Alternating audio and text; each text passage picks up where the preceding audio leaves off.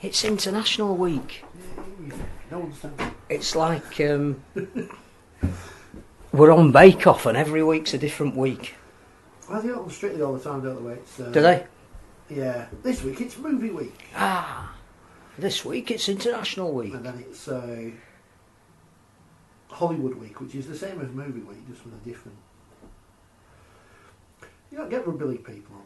No, we've been to that before. On Strictly. But Martin O'Fire is on Celebrity Hunted. So. Has he?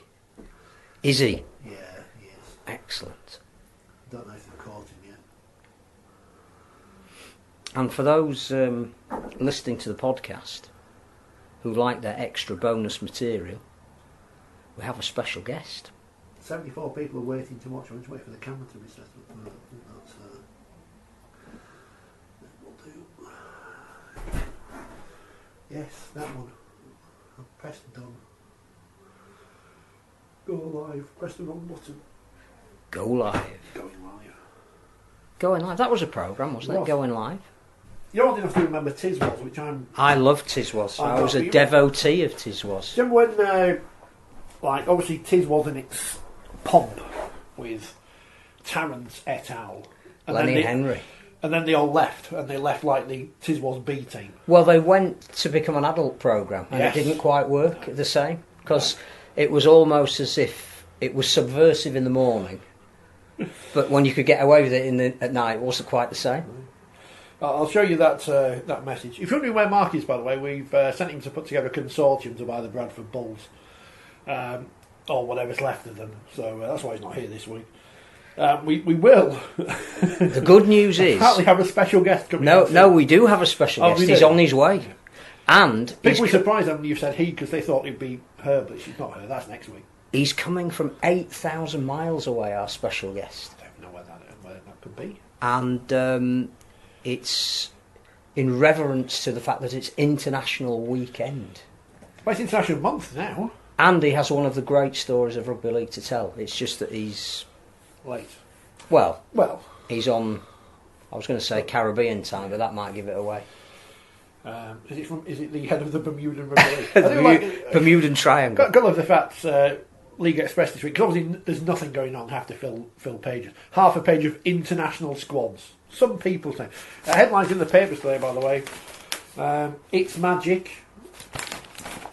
Get rid of the Magic Weekend and turn it into Nines, which I think Phil said for about 5 years on this programme. Dr. Kukash was a guest once of a version of this programme, and we discussed that then, and he was very keen on the idea. He was going to propose it. Lachlan Coote, I'll sing Anthem. Who cares? Leeds have been fined for we'll breach of salary cap. We need to talk about that. And in the League Express, the other one... Oh, congratulations, by the way, to League Weekly. 900 issues. Well... Some thought it wouldn't last, but it has. And there were we crowing about 100. I know, 900. And they have to fill it every week. In League Express, Zach's back again.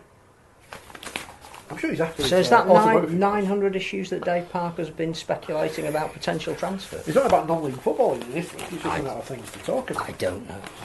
Good evening, everyone. Yeah, by I need the to way. get the comments up because I don't know what people are saying yet about the programme. So I think they'll be saying that Leeds should have had a points deduction for their breach of salary. Can I ask a question? Yeah, of course. I need to get Gary Hetherington's statement up, but yes. Because you're an intelligent man. Well, I've got a 2-1 in media production. That's not necessarily. And I would throw this out to our esteemed listeners.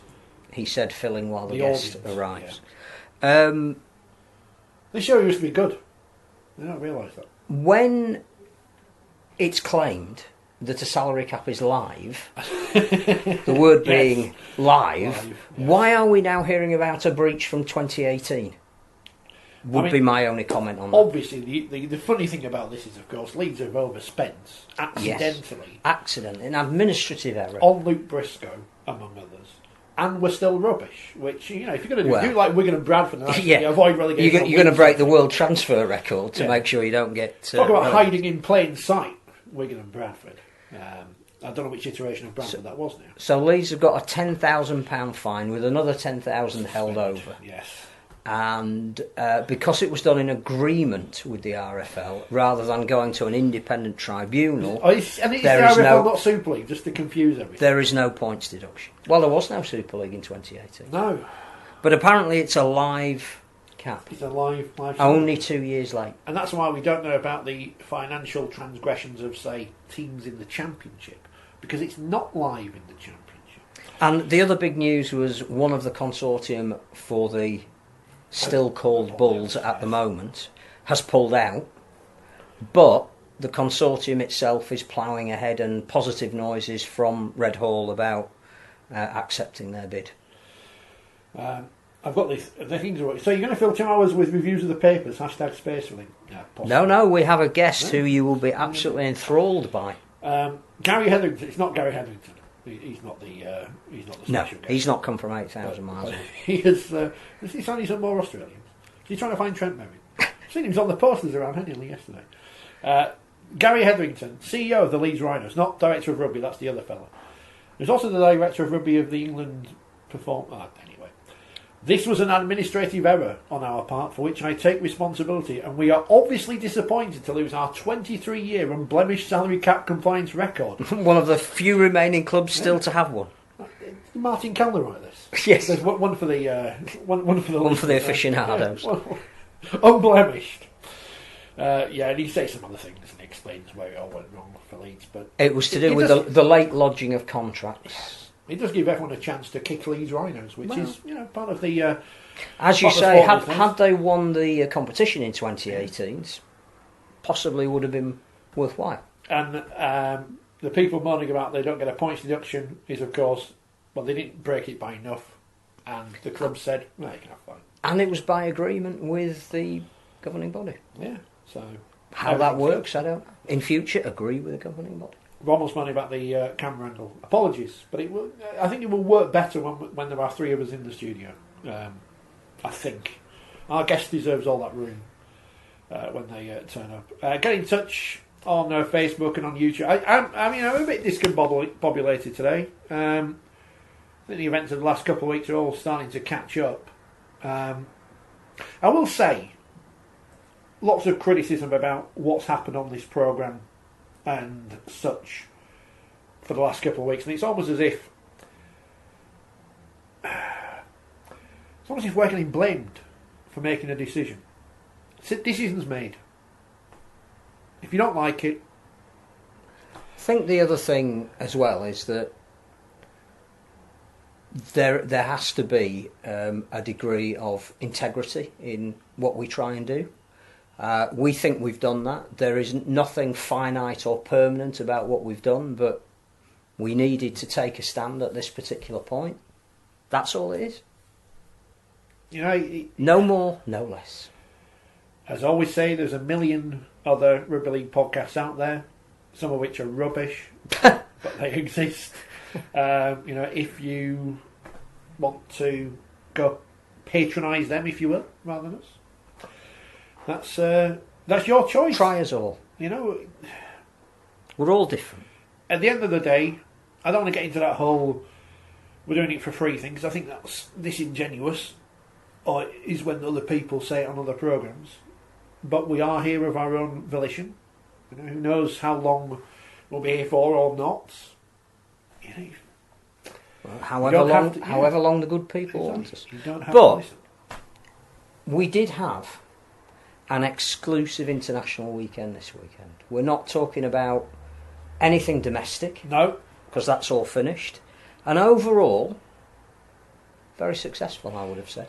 I mean, we'll talk about the other thing later when our guest turns up. We might as well talk about the Nines first. I watched most of it. Well, I watched some of it. And then England lost to Lebanon and I fell asleep because I thought, well, there's no point now until the women come back on, and I missed it because I fell stayed asleep. I made the mistake of staying awake and watching it all. Because I thought, Wales aren't going to beat Lebanon, are they? And they did. So well done, Wales. And then Lebanon, by then, had 2 men from their squad. Again, eligibility rules. Especially when no one's actually from Lebanon anyway. Who was responsible for checking before the same people who checked the live salary cap in Super League department. You would have thought, wouldn't you, that if it was an age issue, that before the players took to the field, that somebody had checked their birth certificates, passports. They had their names registered, and I know that in the European qualifiers, which start this Saturday, Scotland versus Greece, Spain versus Italy, maybe Ireland. Can't remember. Scotland versus Serbia, Spain versus Ireland. Got them completely wrong, so that was good. So you were close. Yeah. Got some of the things who might be involved. But all of those players are not named in the final 22-man squad until they have passed an eligibility check, which is undertaken by the people who run that competition, which in this case is the Rugby League European Federation. So that aside, too many people talking about the crowd. I mean, this is the first time we've had a World Cup Nines. It's out of season in Australia. So, nearly 30,000 people there over the 2 days. It's not to be sneezed at. What we need to do is quickly put in place the next edition of this. I personally, and again, absolutely would be delighted to know what anybody watching and listening thinks. I thought it was great. I think this format works. I think you've got enough of the 13-a-side game to make sure it isn't basketball with an oval-shaped ball, which sevens can definitely be. You have to have skills in both attack and defence. I think it's a great format for promoted skill. I think we saw some amazing offloads. Thought the interesting thing from the women's point of view is clearly that New Zealand and Australia have moved on because they have a very intense competition. Yeah.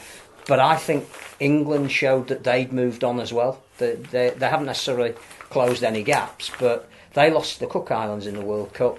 They convincingly beat PNG in this one. So I think there are signs that the women's game here is getting some traction. The quality they now have to match is huge, but vitally important on the back of what we've seen this weekend is the further announcement today that there is equality of pay in the World Cup between the women, the men and the wheelchair, and prize money as well for the women in the wheelchair for the first time. So I think, again, all of that is down to this has been a successful weekend to put it all together. The men and the women failed at the nines, but the wheelchair team hammered the Aussies. Just thrashed them. 84, 12, 28, there you go. You had an 80 in it, that was good. Look, I'm going to ignore the comments on Facebook that are saying what I expect them to say. I'm not even going to address it again because I'm sick of it. And if you don't like it, I know people say, why do you tell people to stop listening? If you don't like it, don't. There are plenty of rugby league things that I think are crap, and I don't listen. Don't use the phrase virtue signaling. Don't use snowflakes. If you do, you've already lost the argument. It's not political correctness gone mad or anything like that. Go listen to something else. I'm sorry to say this. I don't want you to go listen to something else, but I can't be bothered. I come here, and you come here and criticise me. There's got the people I work with. There's got to be better things to do than look backwards. Let's look forward. The nines, and somebody else has made this point. I think it was John on Facebook said, if we have a nines competition and replace the Magic Weekend with that, we know at the Magic Weekend we're going to get the best players playing against each other. If we turn it into a nines weekend, you and I know, because it's happened in the past, that all the top players, hamstring, calf, whatever, and then we'll get a load of kids playing. I think there's two issues. One is, clearly from what we saw of the men's team, our players need to play nines a bit more. There is a history in Australia and New Zealand of touch rugby. Well, that was the great thing about the commentary, wasn't it? And the Australian commentary was dreadful for a lot of it. It clearly wasn't the most informed I've ever heard. My favourite was the women are fully professional over here, which is interesting. I'm sure they'd love to know that. That's Catalans and Toulouse are in the French top flight. I'm sure they'd be interested to know that. I thought they were quite demeaning about the French, to be honest. And on the women, they said, they asked the female who was involved, and I can't remember her name, apologies, it was 2 in the morning. How will they change from 13s to 9s? I'm thinking, none of these players play 9s, whether they're male, female or aliens. No. But I think there is a clear evidence, the fact that growing up, a lot of the Antipodeans play touch rugby. Yes. So that's why Sean Johnson was hailed as the man of the tournament, because he has I think he's played for New Zealand at touch rugby. So there is a history and a tradition within their competitions, more than ours. So it lends itself to the question, do we need a domestic nines so that people can become more au fait with how the competition works, in which case the debate about Magic Weekend is worth having. It may not be the answer, but it's worth having. Or do we say the way to promote nines, because it worked this weekend and it has got some traction as a short form of the game, is to make it an international event? Yes. In which case you have it at the end of the season. And do you have it every 2 years instead of every 4 years? Is it too long to wait to 2023 to I don't have the see why next you one? don't even have it nearly every year. And do you swap it in hemisphere? I mean, the other thing is the Australian team that won it and deserved to win it, played really well, was not the first choice Australian team. There were a lot of young kids that hadn't played internationals before. They still are good enough to win that competition. I would still go and watch that Australian team playing in a nines tournament over here. You don't have to overcommit the top players. As we know with the Rugby Union sevens, which is a completely different sport to Rugby Union 15s, they're not the star names. There's no one involved there who is a recognisable household name, is there? I mean, Mason Caton Brown of Jamaica was playing in that earlier in the season. But I actually think that at the end of the season, obviously you couldn't do it in 2 years' time because we've got a World Cup at the same time, but maybe the prelude to the Kangaroos coming over here next autumn... Are they?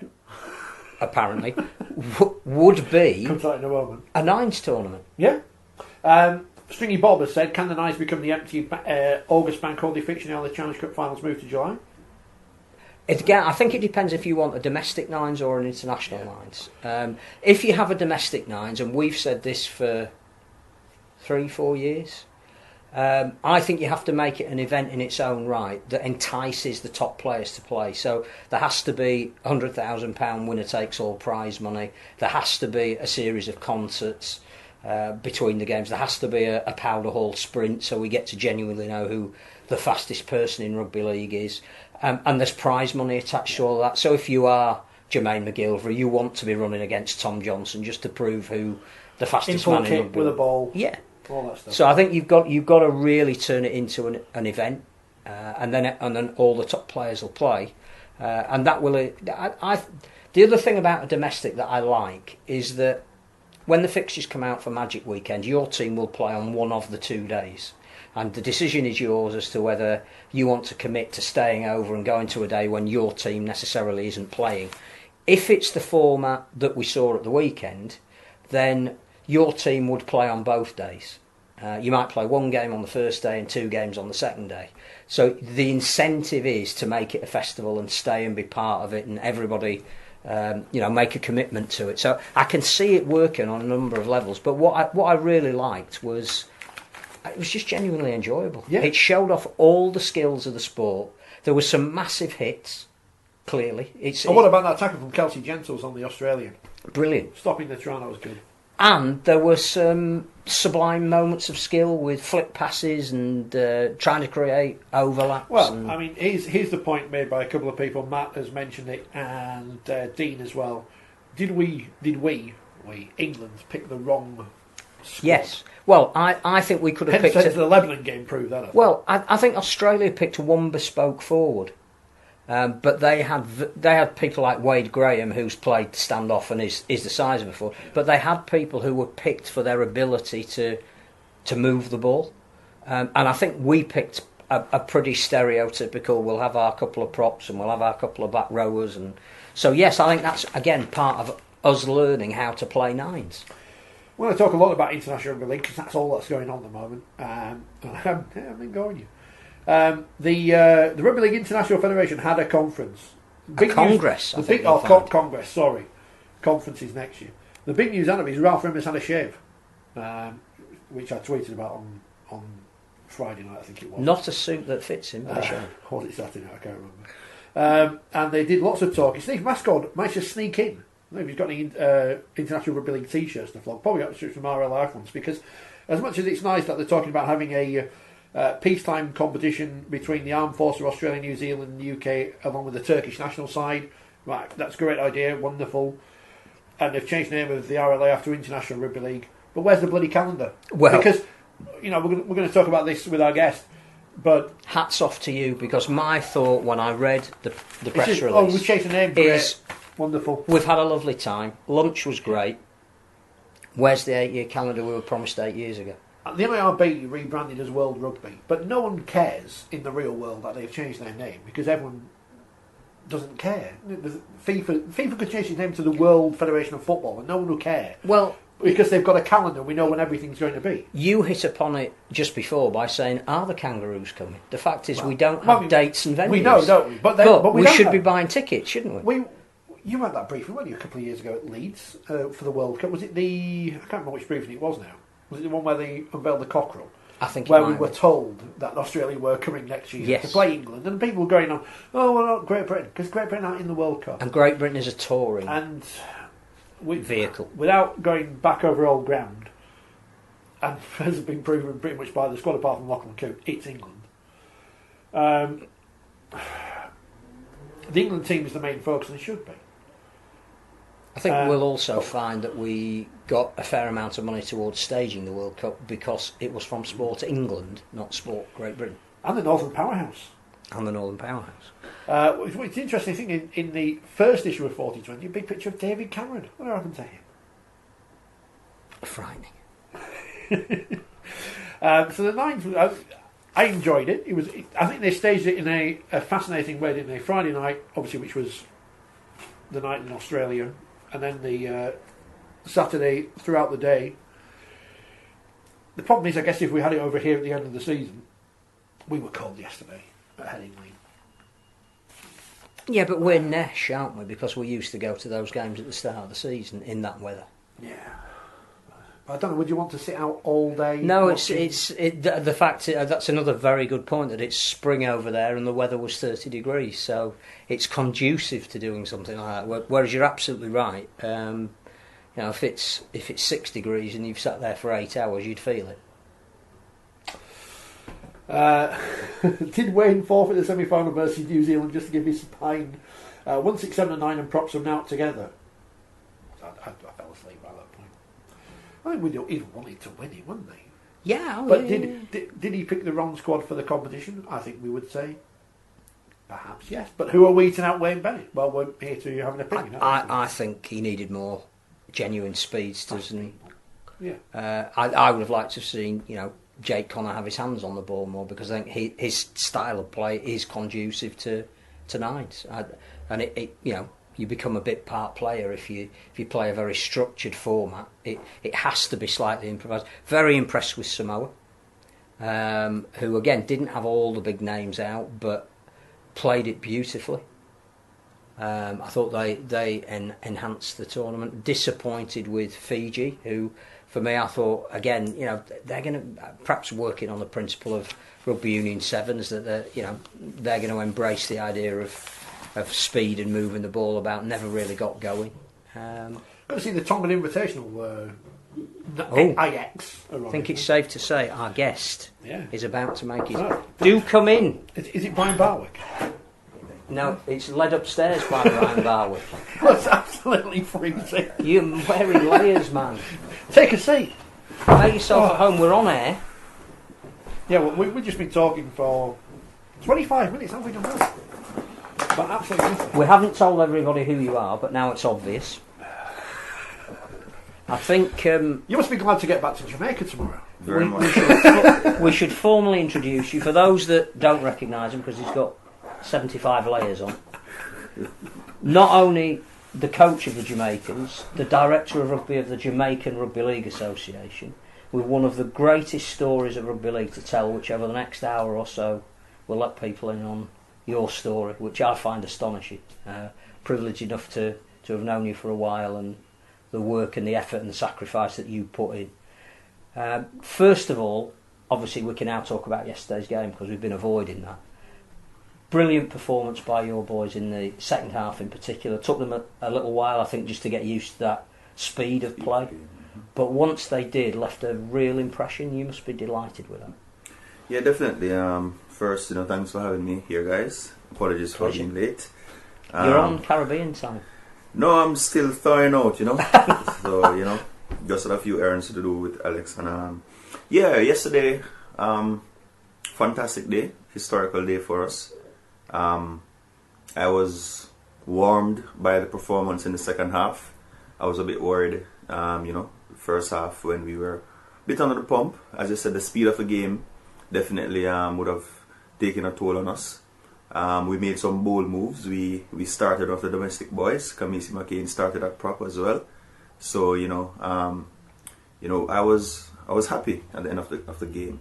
Happy by our effort throughout, because even in the first half, when we were really facing a hard time, especially on that left edge, I think the boys kept trying, but we didn't have enough ball early on. But second half we came out, positive attitude, big effort, and we were winning the half until the last 5 minutes when England got their second score. And overall, all the coaches, Jermaine Coleman, Chev, myself, Alex, we just keep saying to the boys, that was a big effort, and I think the crowd saw that.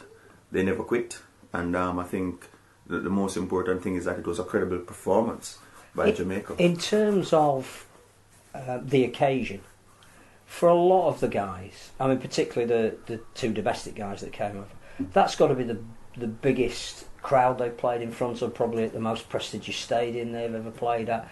All of that is going to stand you in really good stead because this is really about the World Cup in 2021. Again, that side of the preparation, it must have delighted you. Yeah, definitely. That is what this fixture was all about. Each time we do something in Jamaica, we try to top ourselves. Each time we have a dream and we achieve it, we try to move on to the next level. And this game was all about that. The two boys, Kamisi McCain and Jensen Morris. Yes, this was definitely the largest crowd I think they've played before. Prior to this game, we have played up in front of maybe 6,000 or 7,000 in Toronto before, but I don't think that Kamisi was at that game. So the occasion was pretty big for them. Certainly, the boys kept saying to me, that field, that grass, like, can we take it home? I mean, certainly the quality of the stadium was fantastic on the pitch. And it just gives them a taste of what's to come in 2021, and hopefully it opens a few eyes back home as to where we are, what we need to do, the domestic players and our UK based players. If you're going to play against tier 1 countries and other top countries, that top 10, this is the level that we need to rise to. And remember, this is not a full England team. But at the same time, it's 17 full-time players, and they're amongst the best here. So I think that it's a really good preparation. That's what we really wanted from this game. Wanted to give the boys that test, that environment, that feel. They had a great camp. Thanks to our various sponsors. JR Sports, Age Partnership. They had everything that they needed. They had pro skins for the first time. Especially for us, I'm wearing mine now because I'm cold. Believe me, this ain't cold. So it's freezing. It's freezing for me. So yeah, they had their energy packets and stuff like that from MSC. So the week feel was great. It's the best preparation I've ever had for a game. The coaching staff, top quality. I mean, Jermaine Coleman, Chev Walker, they really put some good work into the boys. They responded well, and then of course, arguably, this is the strongest team that we've ever fielded. With Lawrence in there, Greg Johnson, current Super League players, Ash. It's probably the strongest team we've put out on the field, and I think that I was really pleased with how they responded, and I think it does well for us. And looking forward to next year, we can learn from a few things that we could have improved on now. We know the standard that we want to be at. One of the big things for me for this week is, the players coming into camp having so little to worry about. When we were going to the USA for the World Cup qualifiers, I mean, players were having to find money to pay their airfare to go across and stuff like that. As an organization, we were struggling, with a lot of things. And so to come into this environment where they're just coming in, staying at Head in the Lodge, fantastic staff. Just being able to train and be ready and have everything they need, believe it or not, this is the first time that, the boys, no, the second time they each got a bag. Simple stuff like that goes a far way, and for us, because, we're always realistic about where we are as a rugby league playing nation. Rugby league in Jamaica, as I say, it's not really recognized. It's a very small sport. It's a small niche of us that really is pushing it. So we don't have the resources to do a lot of things that we want to do, and like some of the countries that in that top 10 might be able to do. You look at maybe the Welsh, the Scottish. I know finances is tough for everybody. It's international rugby league, but at the same time, I think that if we are going to take this thing to the next level, certain basics we want to do for our players, and we want to make sure that the environment is right for them. There's been a lot of talk with obviously Great Britain going on tour. That includes 3 players who are heritage based, so the Jackson Hastings, the Blake Austins, the Lachlan Coops. They've pledged their allegiance, and there still is, and some of our listeners will no doubt verify that. There's some reticence to accept them, but your heritage guys yesterday, who are going to improve the overall standard of the game on the island, and speaking to Ashton after the game, he's desperate to go out there and pay something back to the domestic guys. One of the things that struck me, and presumably why the camp was so successful, is because it means everything to these guys. That this isn't a badge of convenience, that what they stand for is vitally important to them. This isn't a second tier choice. This is them paying homage genuinely to their heritage. Yeah, definitely. It's a big discussion in international rugby league, the question of heritage players. For us in Jamaica, I would say that, well, from a board perspective, certainly, we're very clear as to our position. The motto for our country is "out of many, one people," and as an island state, there are about 2.7 million people on the island, but there are 3 times that live in the US, in Canada, and also in the UK. And for us, our people have always been more than those who are living on the rock, as we call it. My mother lives in the States, so does my brother. My wife lives in Canada with my child. It's just a reality of being an island person. And so that has never really been a challenge for us. The only time it's been a challenge is when the players back home, if they see a game happening and there are no domestic players, that's when they get upset and they talk. But in terms of Jamaicans, whether you're living there or whether your parents are from Jamaica or your grandparents, we view you as Jamaican, and it's a cultural thing, and it's enshrined in our laws as well. All these guys who are playing for the team, every single one of them can get their Jamaican passport and citizenship papers if they so wish. It's not just the international federation's eligibility rules that makes them Jamaican. So for us, it's really not a big issue. I think that globally, I think rugby league fans, we are a bit hard on ourselves. If you look at other sports, it's very similar in terms of in football. Heritage players represent for their countries, and in other sports as well. And I think that we are a bit hard on ourselves, and we're a bit unrealistic as well. International rugby league is a great spectacle, and it's something that we need to push. And in order for the product to be the best it can be, heritage players are a necessary part of that component. If I had 17 domestic players playing against the Knights yesterday, really, is that something that 7,000 people would come to watch?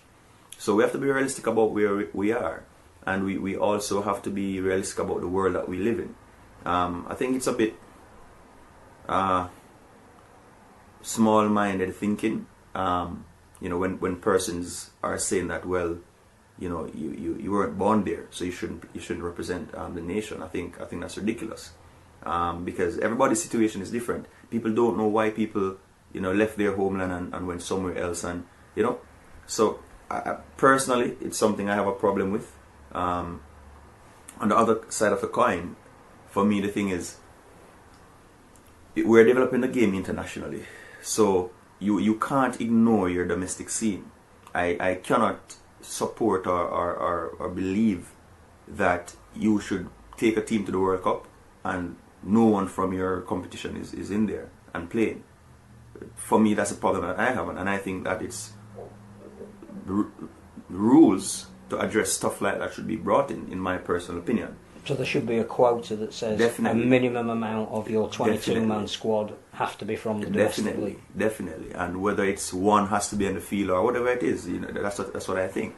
Of course, we know the issue is professionalism. At the end of the day, Australia is fine, England is fine, France is fine, perhaps Wales right now, because they have professional teams in their jurisdictions.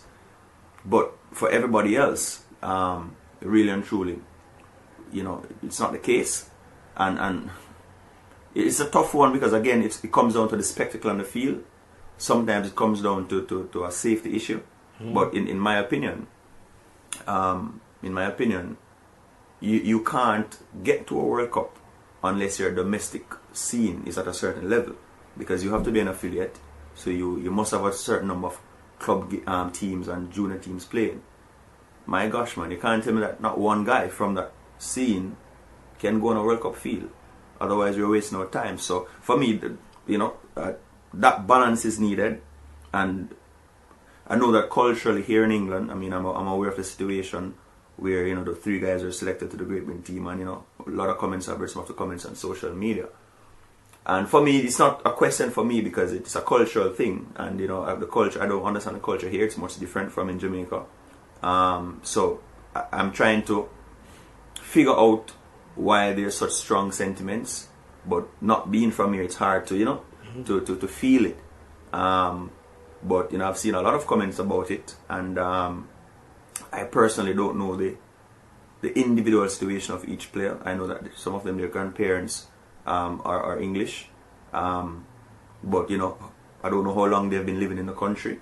I don't know what their roots are like here. So it's not for me to comment on. But what I will say is that as a community, I think rugby league as a community, I really need to take a look at ourselves and what we stand for, the values that we stand for. Are we about inclusiveness? Are we a closed shop or are we an open shop? And persons' opinions will differ. It's big, same issue Toronto. So a lot of people on social media slagging Toronto and the project. So we have to accept that some persons are a bit close-minded, others are not. As I said, I'm definitely not close-minded because we are global citizens.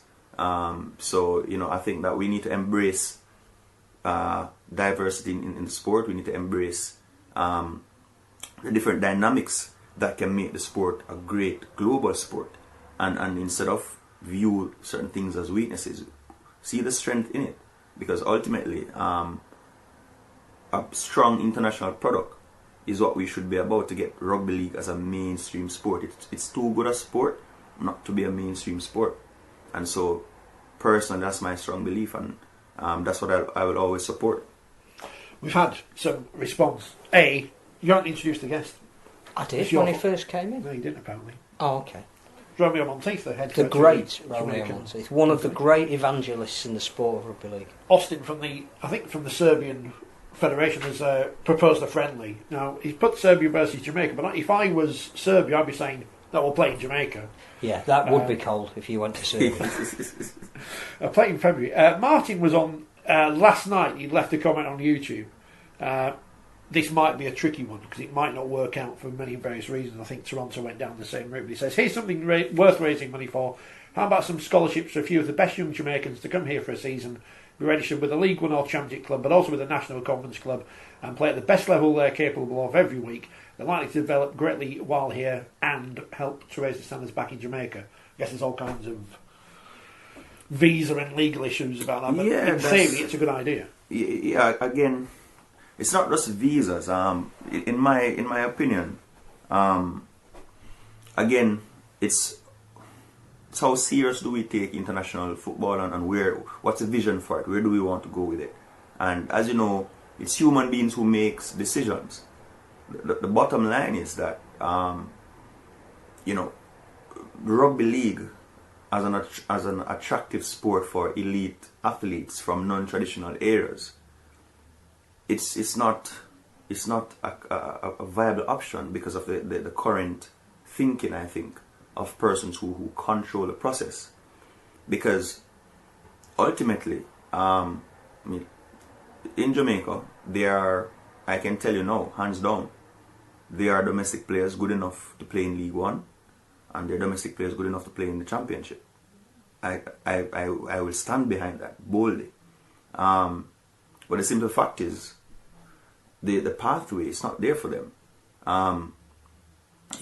And some of it is bigger than rugby league, because like work permits, for example.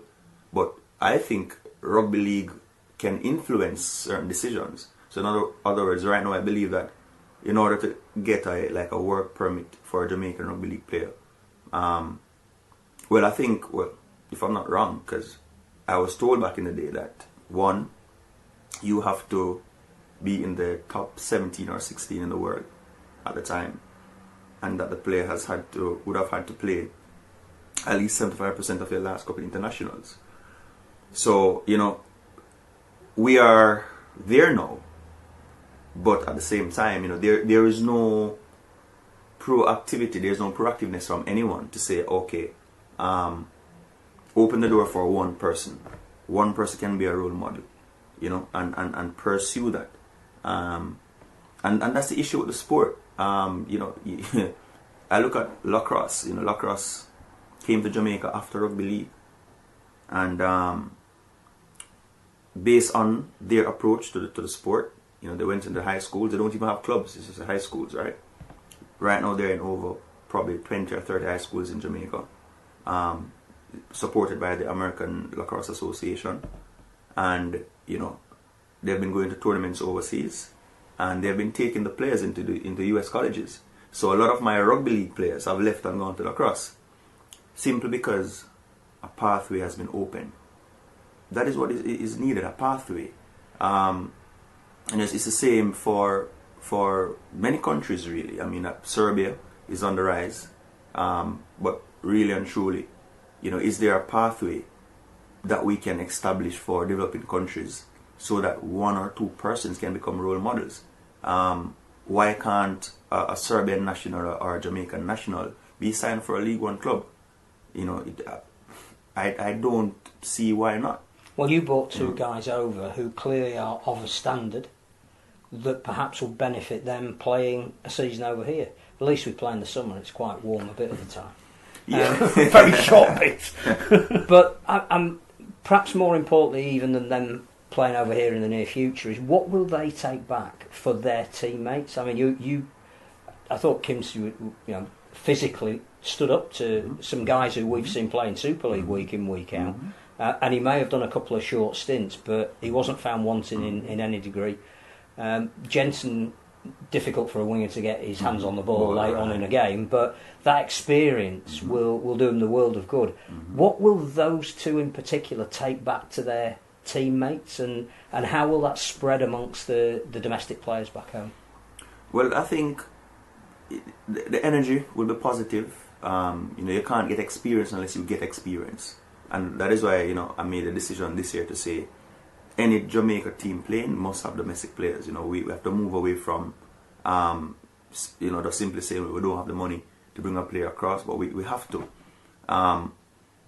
They learned a lot this week about the speed of the game, because it's the first time playing at that speed. As a player said to me, the drills are the same, the techniques are the same, but it's much more refined, it's much more crisp, everything is faster, and that's the difference. So, they'll be ambassadors to say, guys, we need to find 30-40% more energy in your training, in your warm-up drill, go quicker. It's what I've been saying to them over the years. Say, guys, you can't pass the ball like that. You can't be an island time if you're going to play at a certain level internationally. And it's a cultural thing for us because we're very relaxed. It's our style. So that's one of the main things for them. The speed of the game is what they're going to be talking about to the boys. Professionalism in terms of the mental approach to doing things, because they would have seen guys out there physically, being pummeled, but still going. So it's the attitude. I saw Jamel Coleman.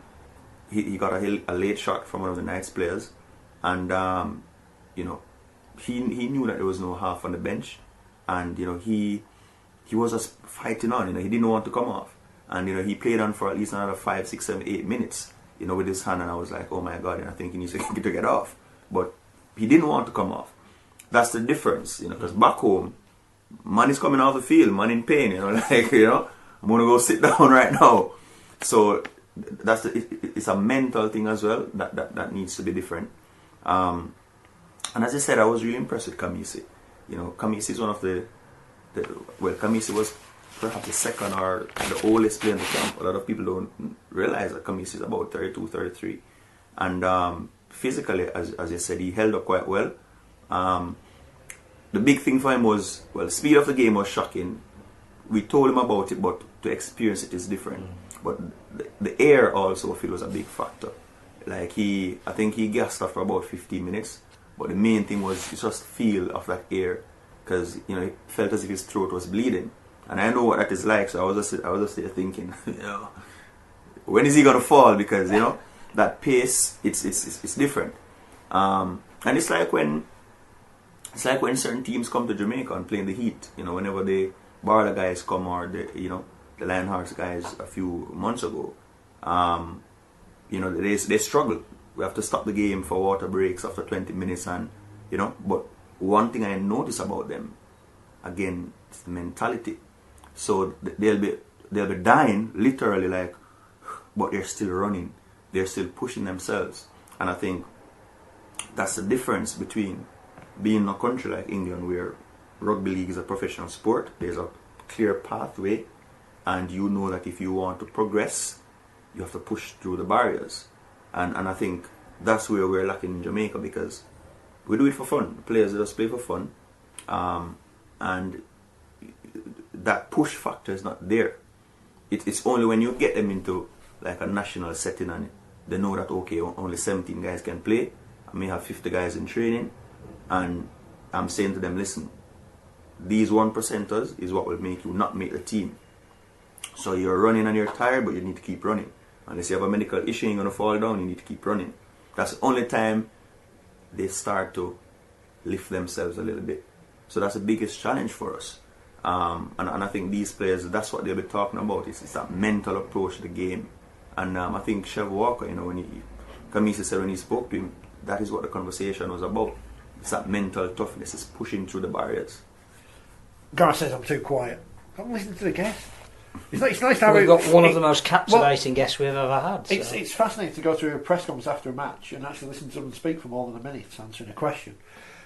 Lewis has asked, would it be good to have an England Knights Americas tour playing Canada, USA and Jamaica, help spread awareness and create big occasions? Obviously they went to Papua New Guinea last year. You've got the Americas competition as well.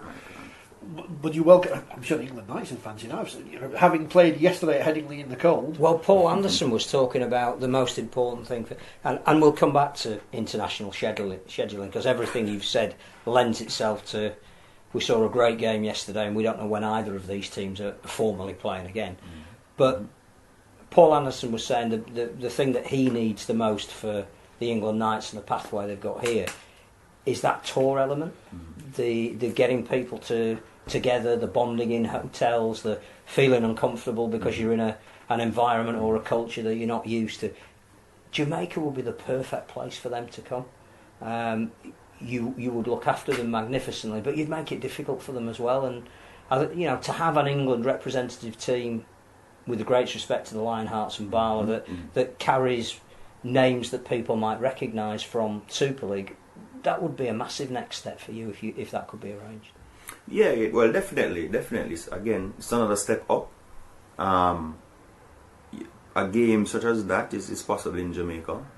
There are several stadiums. Sabina Park, home of cricket, could host such a match.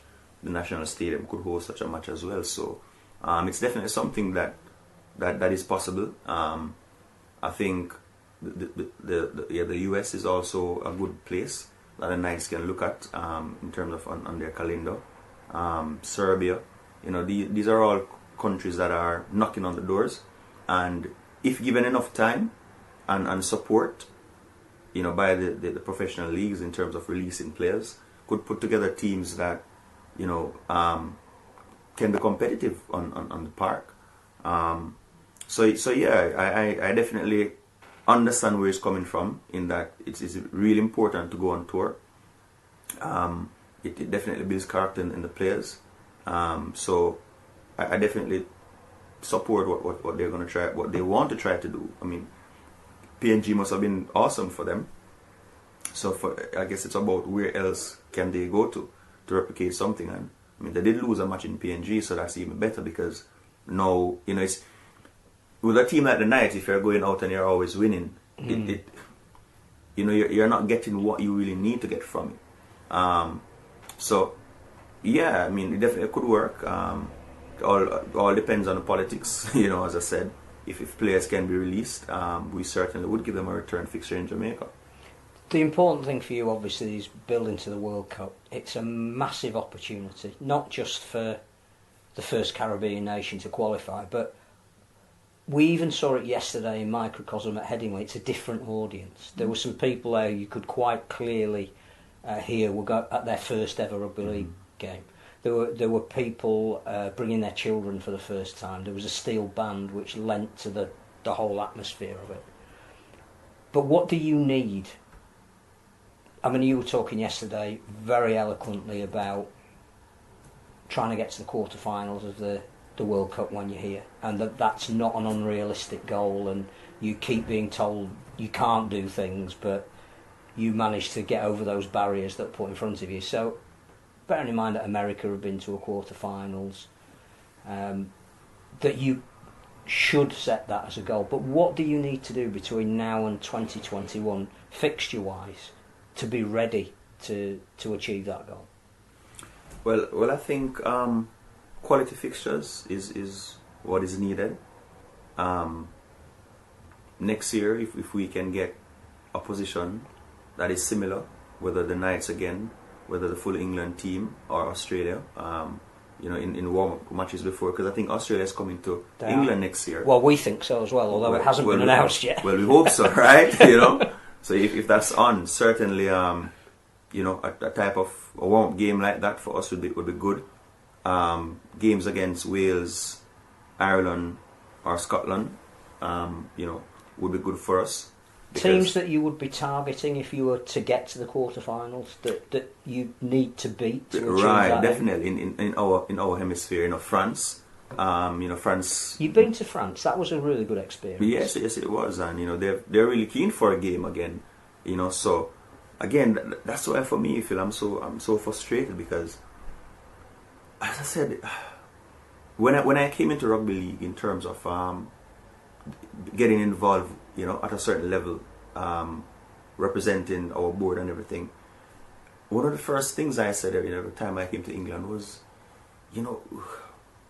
our international structure is just, there needs to be more belief in the product.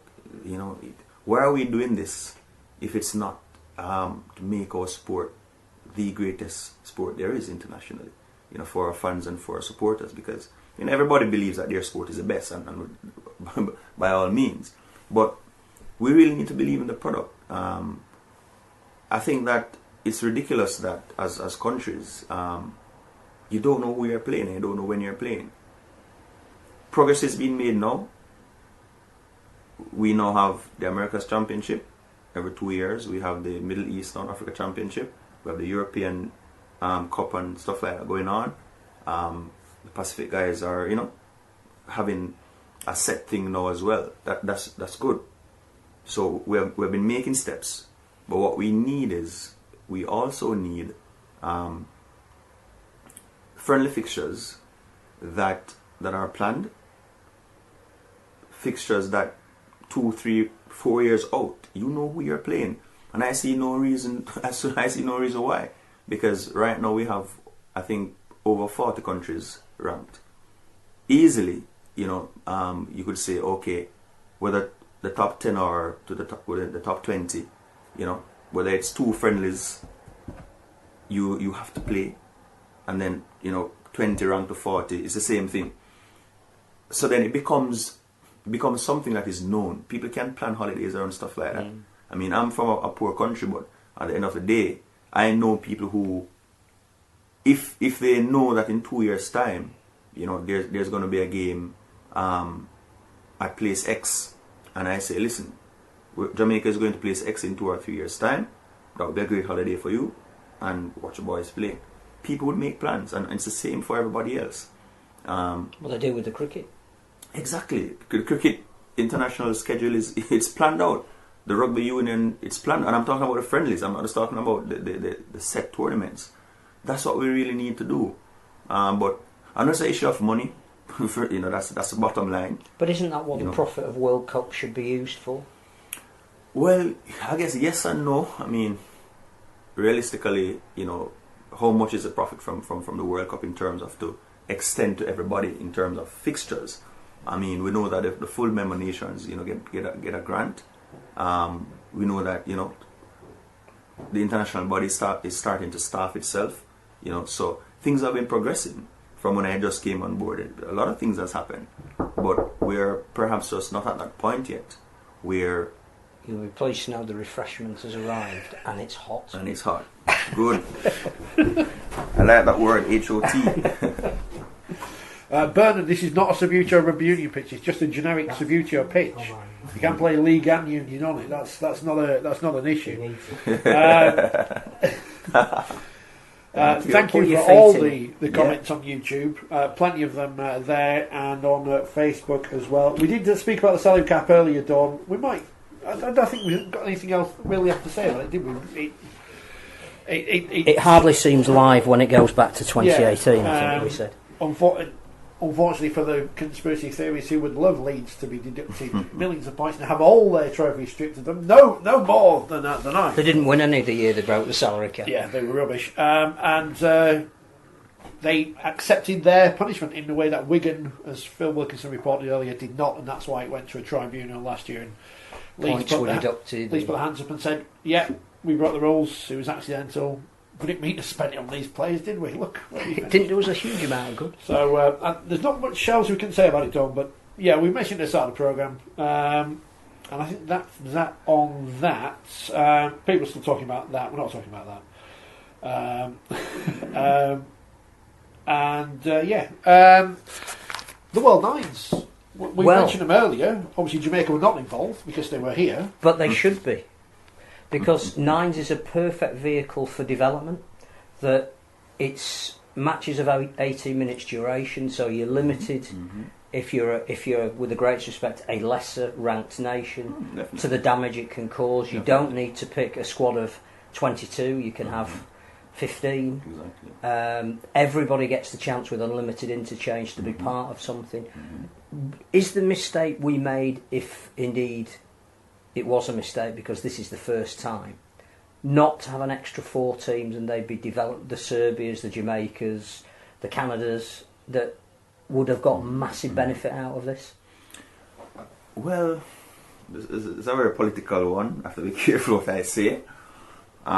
Firstly, you know, Jamaica, we were extremely disappointed not to be involved in the Nines. We are the top ranked America's nation at the point when these decisions were being made. We're in the World Cup, and I think that, you know, on the strength of those 2 points, you know, I think that Jamaica deserved to have been there, but that was not the case, and so, you know, we move forward. So it's not about we were playing these fixtures. No, that's not the reason we were not involved. At the end of the day, we know that the American market is important to rugby league, but saying that the market is important without, if you look at it over the years, there has not been, as far as I know, money pumped into the States, by anyone to try to do anything to push the game along. So we want the market, but we're not putting any fund in there. Okay. So it's a tricky one. On what basis were they invited instead of Jamaica, for argument's sake? What is the rationale behind it? It can't just seem the same market because, as I said. But anyway, we're disappointed. I thought that it would have been the perfect, setting for us. Would have been our first time. Would have suited you as well. Would have suited us. Yes, the one thing Jamaicans have naturally is speed. Definitely. It would have been our first time to Australia, and a good chance for us to engage a different market, in my opinion. But all that being said, USA represented the Americas well. They did win the Americas Nines that we had in May. So I think it was also good for them to be there. I think that they gave a creditable performance. I definitely think that they could have done 20, and make it more about that. Because, again, we have to take the sport serious. We are starting to do so. Money is always a factor. So 4 additional teams, I know, would have cost them some more money, and I understand that. But my hope is that the concept becomes cemented and is taken seriously. I think right now the plan is for it to be every 4 years, I think. We were saying just before you arrived that it could work if it was every 2 years. Yeah, I definitely think that the members should push for a review of that, because... An alternate hemisphere, so then you could involve Norway if you're over here, or Germany or whoever. Exactly. So... a lot of thinking is going on right now in international rugby leagues, which is good. We've come very far away, so we have to be careful not to be too pessimistic. And there are so many different agendas. Everyone has their own agenda, and you can't please everyone. So we have to be fair as well. But I think the thing about I think is really important for the sport about where you are at the moment, and we'll talk about, because people need to know the journey that you've come on, how many teams are playing domestically, you personally, what you've sacrificed to get rugby league up and running. But I just think the one thing Jamaica can bring that perhaps no other nation can at the moment is almost the diaspora that's behind it. So when you're here yesterday, and it's I think the third largest Jamaican community in the UK, you did a couple of training sessions down in Chapeltown, which is the heart of the Jamaican community. That same could have applied with the Nines, that it's, as you say, it's not just about what you do on the field, it's the whole new market that you can bring to the sport. And we shouldn't lose sight of the fact that that's an economic factor as well, and how important that is if we're going to break new markets, which is what everybody talks about. Yeah, definitely. I think my experience here in the UK, has been that the West Indian community, they are not really involved in rugby, period. It's football mostly and cricket. And so I think that there's a unique opportunity for us being in the World Cup. There were a lot of, new faces at the game yesterday.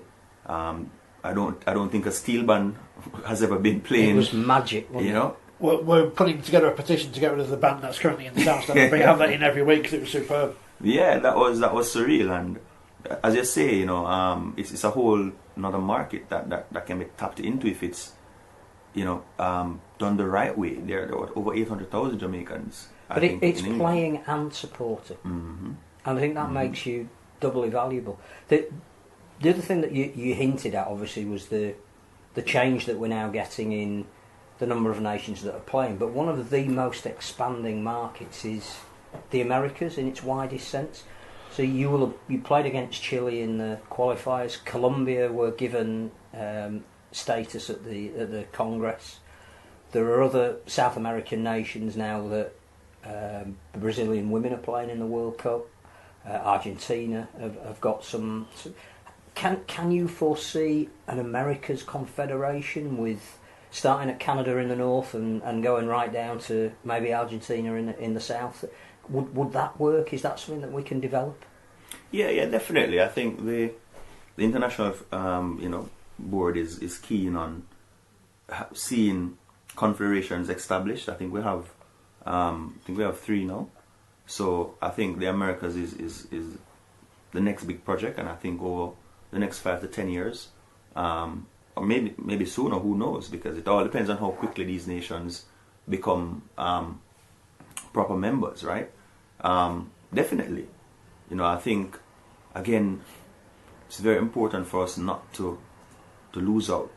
I think the other code has been very active in the Americas for a long time, but really and truly I think it's not really kicked on as it could have, and I think that we need to learn lessons as well. And I think one of the weaknesses, because my background, I have a rugby union background, one of the reasons I took the league so strongly, apart from the simplicity of the way the game is played, and I'm thinking this is just much better, but the pathway. I asked a rugby union official a few years ago in the early 2000s. I said, how can Jamaica get to a World Cup?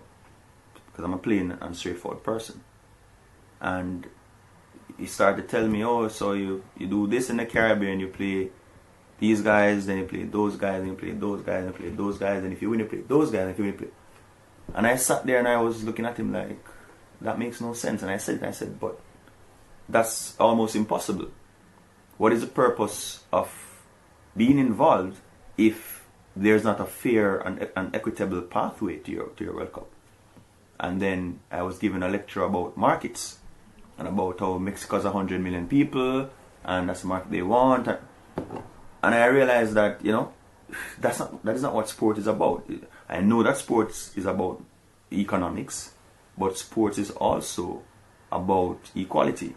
It doesn't matter if you are, Usain Bolt running 9.58, or if you are, John Doe from, Madagascar or one of those countries running 12 seconds. You're in the same race. And that's one of the things that attracted me to league, because when I started speaking to people and I realized that, but there are not many countries playing in the Americas, and the pathway was a playoff at the time and so on, and I thought, but if you have 4 countries or 5 countries or region, we could have a direct spot for the Americas. And it's one of the conversations that I helped to develop back then. So for me, these other countries coming on board now, your Brazils, your Chiles, your Colombias, your El Salvadors,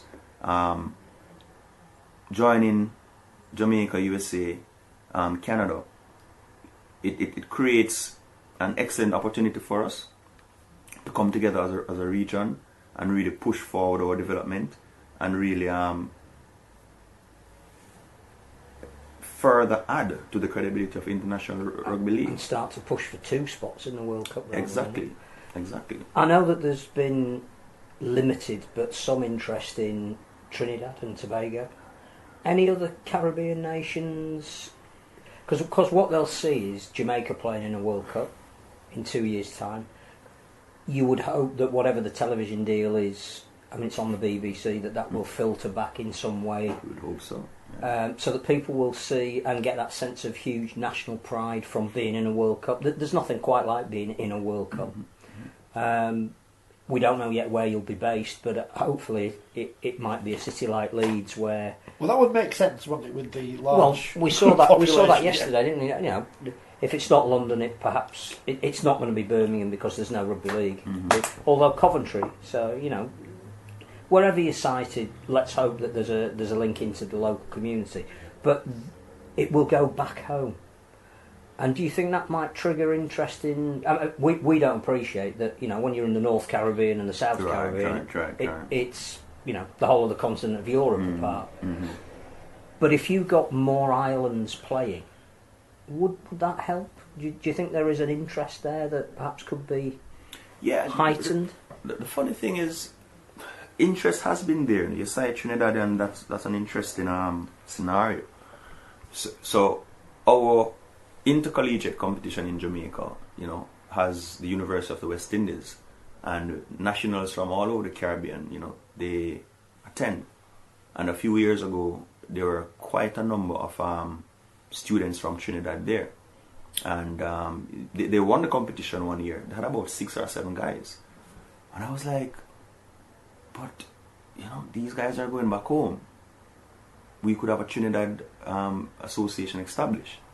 And I spent a lot of time in the ear of one of the boys. And he went back home. And he did the hard work. He put together a board, about 4 or 5 of them. Got registered as an observer, opened their bank accounts, everything, constitution, everything was done. And,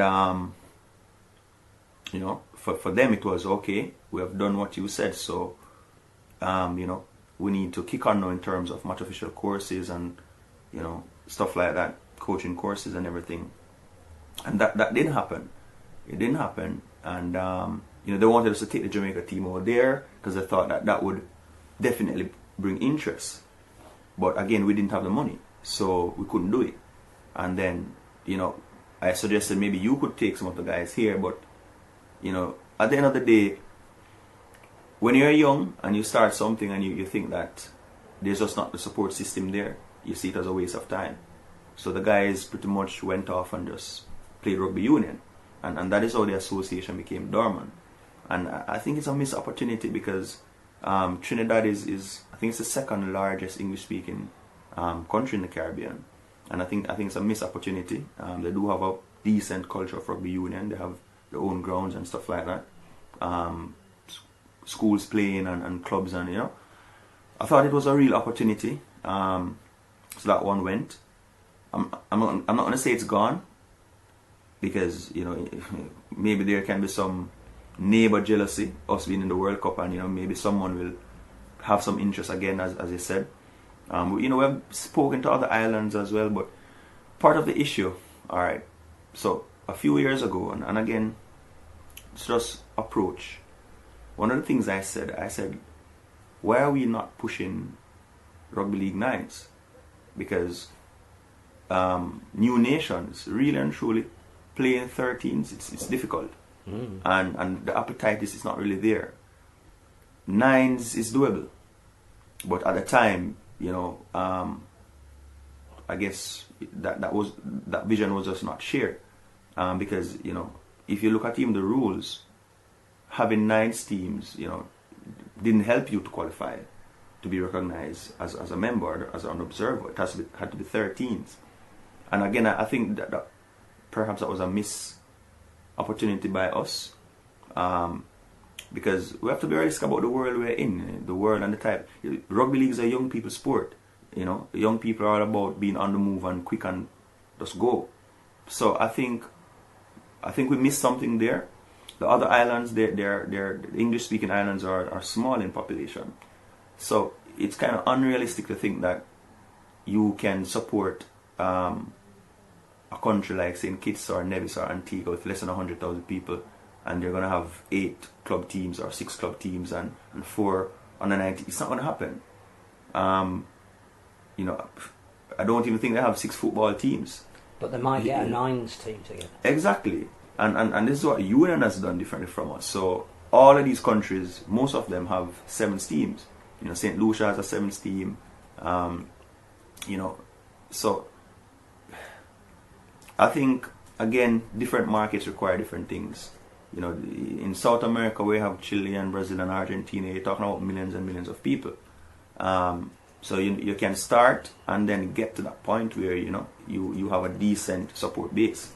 But in the Caribbean, realistically, you're never going to have in these small countries, 8 teams playing or 6 teams playing, especially because it's a contact sport field. I mean, that's another major thing. Medical costs and stuff like that. That's one of the biggest hindrances when you try to get this thing started. And so I think a different approach is needed, and I think that the world we live in is all about marketing. It's all about the show you put on, and 9s can bring that. I can see a Caribbean 9 circuit with 6 countries. I'd come. Yeah, that's what I'm saying. so yeah, I mean, we play quite a bit in Jamaica, and I tell you hands down, you know, sometimes I look on and I think, you know, rather than dream about, you know, that first Jamaican player that signs a contract and goes off the championship or whatever, I'm thinking, but you know, if I had the right investors, I could have a 9th circuit that could be a TV spectacle, and that would be well supported, because it's just a different energy. And 2020 cricket, that's where they are now. That's huge in Jamaica. It's hugely supported. And you know, when I put on my 9th tournaments, I mean, we don't do any advertising or anything like that, but the crowds are good, the vibes is great, and the rugby is good. So I think that for the Caribbean, that's where we need to look. I'm not sure, being in the World Cup, you know, I'm not sure how much of an influence it will be on the other countries. They know about it, you know, I talk to people on Facebook, you know, a lot of the union people ask questions, but league, unlike other sports, it's not as if rugby league is going to a country. Okay, there's interesting guy and I'm interested. It's not as if rugby league can go, okay, you're interested, I'm going to come, here's £10,000 to get started, here's some kit, you know. No, it's not like that, you know. And a lot of these countries, as I said, they play union, they're already getting that financial support from union, so there's also issues there, because people don't want to risk, you know, losing their grants or whatever, so they don't really want to be involved, and they see you as a threat. So it's a lot of things, and as I said, what I realize is, I know that strategically we want the G20 countries, you know, that's big, but I'm looking on and I'm saying, well, we want the G20 countries, we're not putting money into the G20 countries to get them going. So, you know, it's one thing to want them, it's another thing to be doing actively. The money's just not there. So the smaller countries, 9s could be a way to fast track them. I don't know if there's questions well, there, because I don't want to monopolise. Well, we just there's a couple of things I need to ask you, but funding has been mentioned, and Bob says, what's your view on the growth of league in Toronto? If you had your time again, would you seek to have a massively funded Kingston club a la the Wolfpack and grow the country's game from there, or how you do it at the moment with the grassroots and development of talent?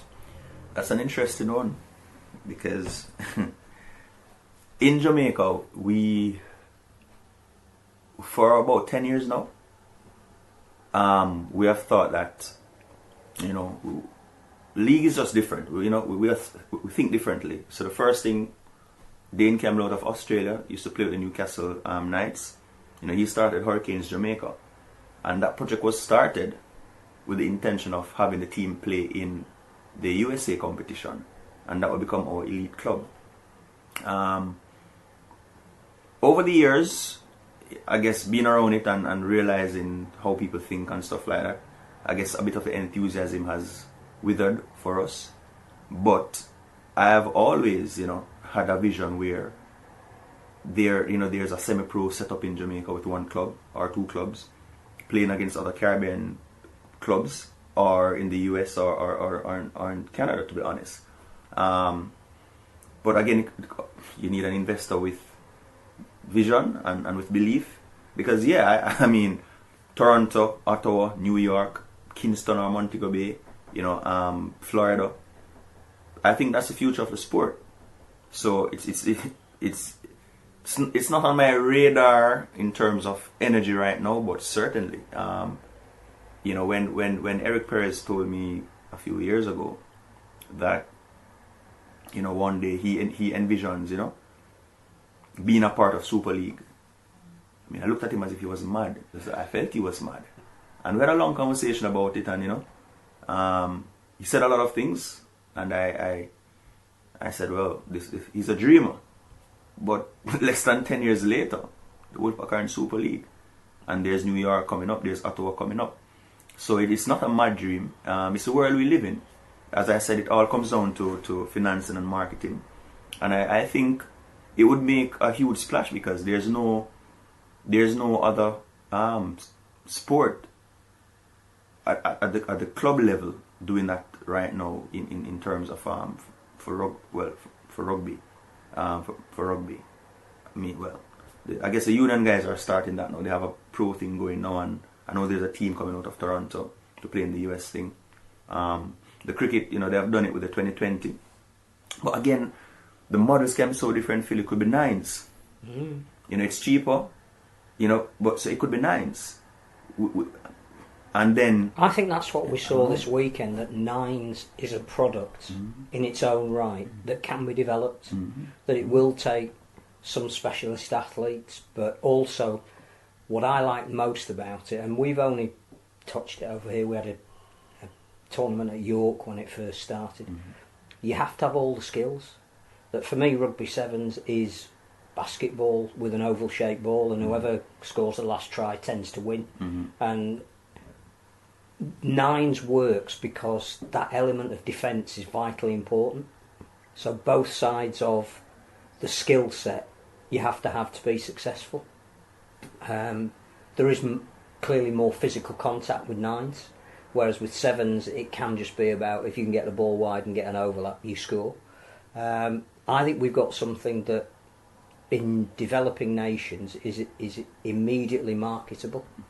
True. Compared to the cost. I mean, we saw with Denver, how expensive it can be to take and ultimately how costly it can be to take a test match to the wrong place at the wrong time with the wrong teams. There were two things I was going to ask you, and I am determined at some point for you to tell us your story because I find it fascinating. We all talk about legacy, particularly what will a World Cup leave. Is it right to say that the legacy for Jamaica would be you get your own headquarters? Because the one things that people won't really appreciate here is that you don't have a ground. It's not that you don't have a Wembley Stadium. You just don't have a ground that you can call a rugby league ground. Genuinely a piece of grass with posts on it that you scrabble around for where you play. It may not have grass on it. It may not be arranged until the very last minute. So to have your own headquarters would be a wonderful legacy of playing in the World Cup. Yeah, definitely. That for me, that's the one thing I want to achieve out of this. If come the end of 2021, we have a home, then I think all the work would have been worth it, because that's something that will last. It will outlast me, and it's big on my agenda, on our agenda. And I really hope that we can engage our government to help us down that path. It's a very difficult one. Kingston is landlocked. It's very expensive there. And the next parish to Kingston is St. Catherine. And flatland, it's all been earmarked for factories and housing and many different things. And we're simple people. We're not connected in society. I mean, we're so we really don't have that influence, So for me, all the noise I make whenever I speak to the media back home, it's just we really would appreciate the ground. It really is sad that you're in a World Cup. It's sad that you've been playing a sport for so long and there's nothing in place to support you, because it's not as if you can't be supported, because football fields are built all the time there. And all the community spaces are controlled by football clubs. And I'm saying last time we were in a World Cup was 1998. It's been 21 years, and there are other sports being played here, and it's bitter for me, to be honest. It's bitter for me because again, when you see you have a community of people and they can't be comfortable, it's no joke. I remember when Canada came to play in 2017, we rented a football field, and just before the match kicked off, security from the institution came and threatened to close the game down because as far as they were concerned, they weren't contacted to get the contract to do the game. We had our own security, and we didn't know that we had to use their security because we weren't told that. And I was there thinking, this is madness, you know. Canada's on the field, ready to go. Jamaica's on the field, and here's this guy telling me I can shut your game down. And it was just so disappointing for me, you know. We've been playing on field before, and the football bosses, literally, they come and they say, hey, field is damp, get off our field. And we have to stop the game and get off their field. So it's been bitter for me in that respect. Nevertheless, I think it's one of the things that makes us so strong, because when you struggle so hard to simply play the game you love, you get a certain appreciation of what you're doing, and it does build a certain fire within you. And so, we just keep pushing, And, we're still at that point. There are no rugby fields period in Jamaica. It's not just league. I mean, rugby union, there's nothing. And it's a big issue for me. I feel like I'm going around in a circle. Like when I speak to the government people, they say, well, go identify a piece of land that you want. And then I go, but I don't know which land you own. You're the government. So what flat land do you own? And they're like, go find a piece of land and come and tell us. And it's like a circle. But, you learn, Phil, as you go along. I'm just a regular person with a passion. I'm not an expert. So I'm hoping that over the next 2 years, I'll be able to figure out a way that can get us that field. So it really is important for us. We don't have an office or anything like that. So, we just do what we have to do. We have always been doing that. But it has to get to that point where there's a bit of change. Because, as I said, when I'm gone, when Roy is gone, Andrew, all those guys, we want the sport to be there.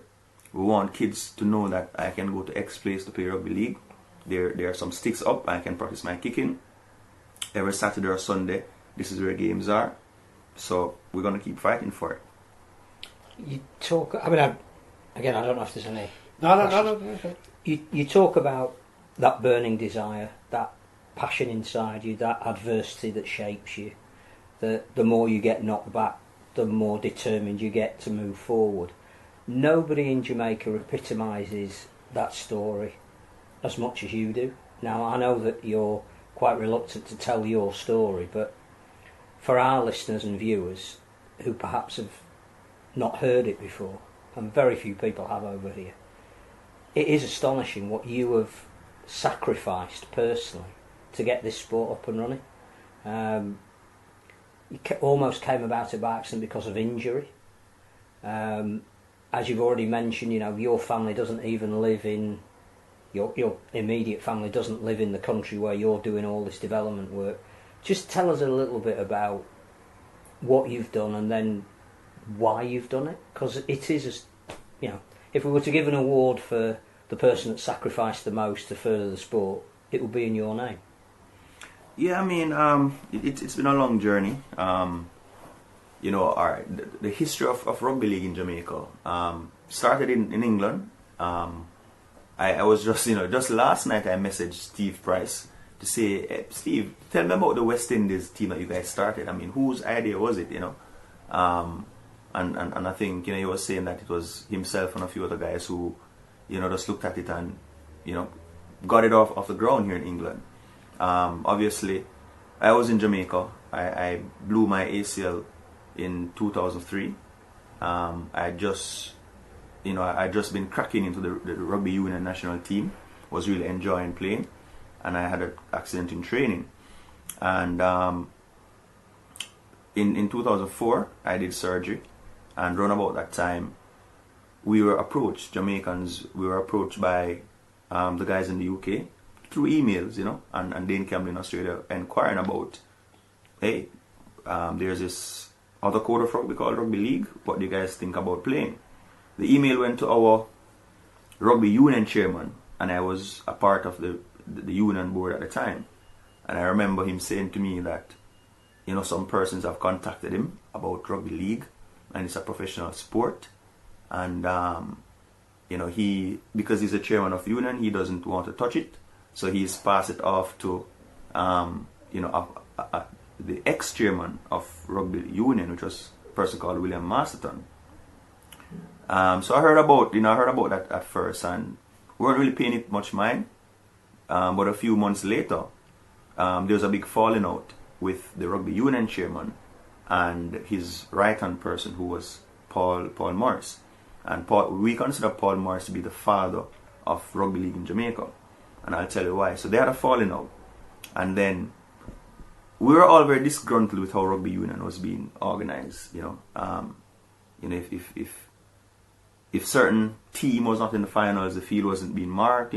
Basic stuff, a little petty stuff. And so, Paul said, we can show him how to do it. So that's how they started talking about rugby league. And I remember, we were calling as a group representatives from about 3 clubs to have a discussion about the possibility of playing this new code of rugby. And I remember being in the meeting saying, what?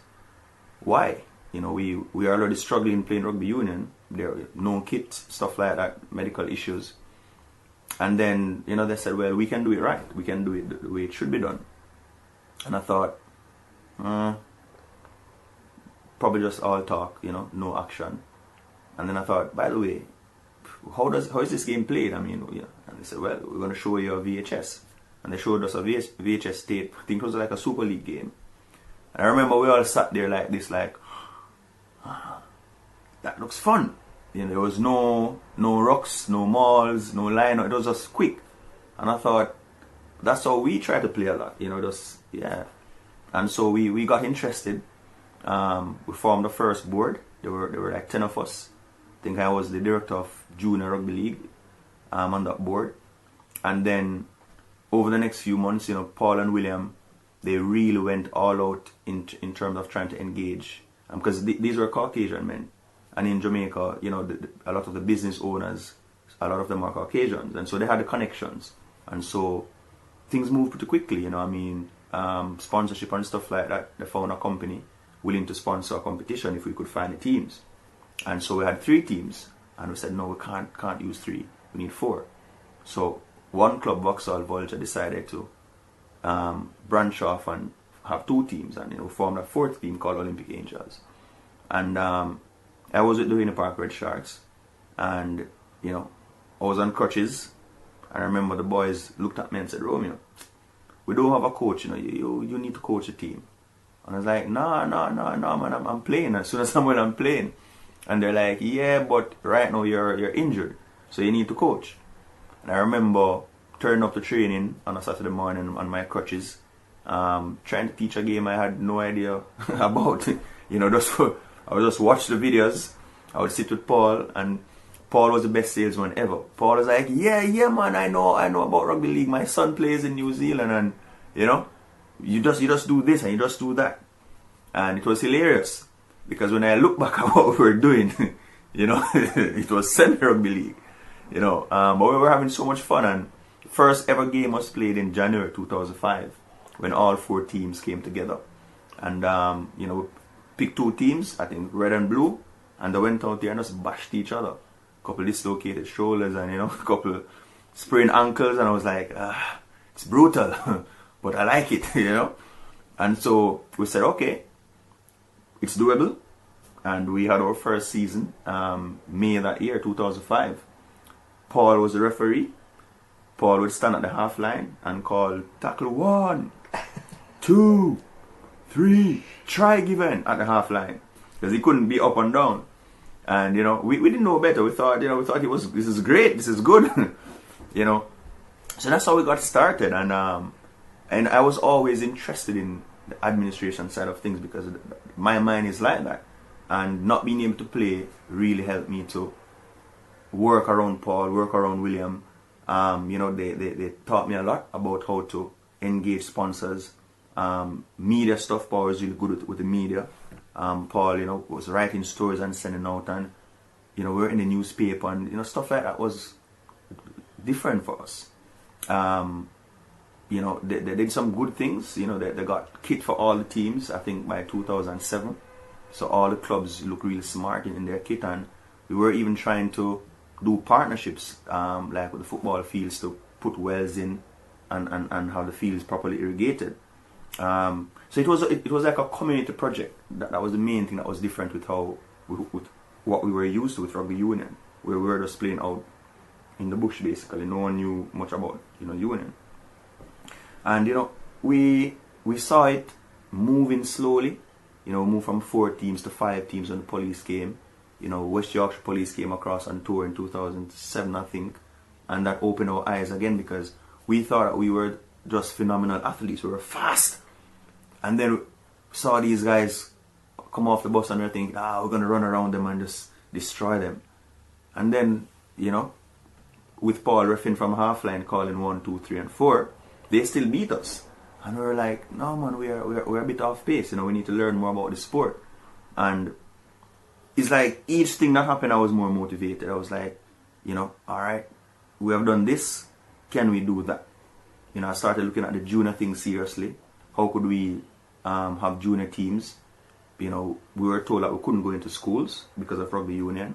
So I tried to do club teams. We actually played like an under-19 game back in about 2008 or so. But I realized it's not the future.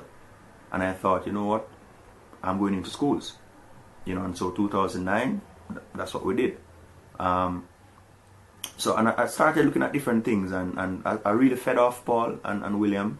Unfortunately, Paul died, I think, 2008 or 9.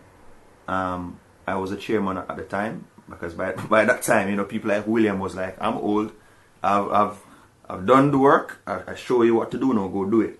And I was a chairman at the time, and I was like, wow, we felt a bit lost, because Paul was really our inspiration. Him and his wife Sue Morris, she was at the game yesterday. It was so good to see them. And I thought to myself, Paul is not here anymore. I was making plans to migrate because my dad lives in New York, my mom lives overseas as well, and things were just uncertain. And I thought, what can we do to ensure the game continues?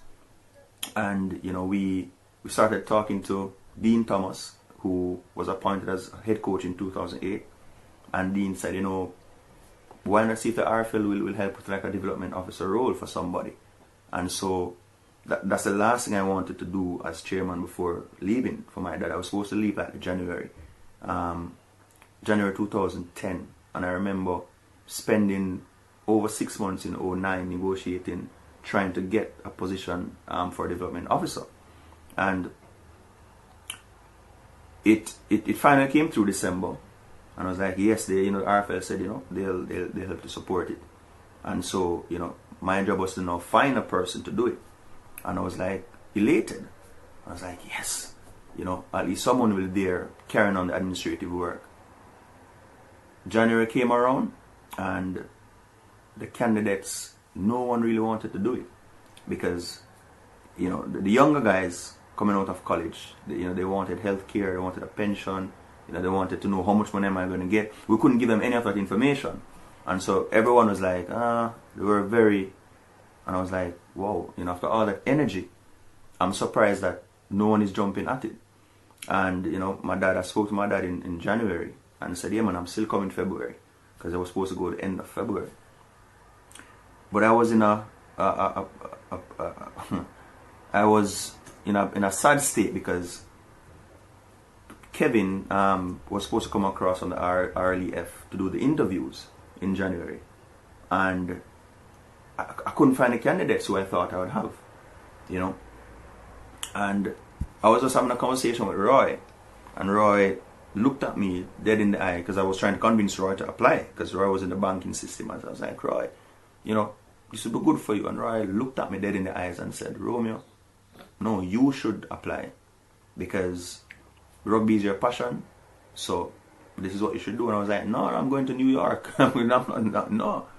And he's like, Romeo, this is what you should do. And we spent some time talking about it, and then it's like he had planted a seed. I was like, should I really? I started to second guess myself, and a few other things influenced my thought process. And I said, you know what? I'm going to apply. I was a bit uncomfortable because, as I said, I was a chairman. I had been pushing for it. I didn't want to seem as if I was pushing for it for myself. I had a very difficult conversation with my dad to say, you know, this is after the interview and everything, to say I'm not coming to New York again. And he was really disappointed because I'd only just connected with him. I was at 28, and I met my dad at 28. And for me, going to live with him was a big part of knowing who I am. But as Roy said, you know, if you get a chance to do your hobby, why not? And so I took it on part-time. And, you know, the rest has been history. The tough part for me was about 4 years ago, you know, my wife migrated to Toronto.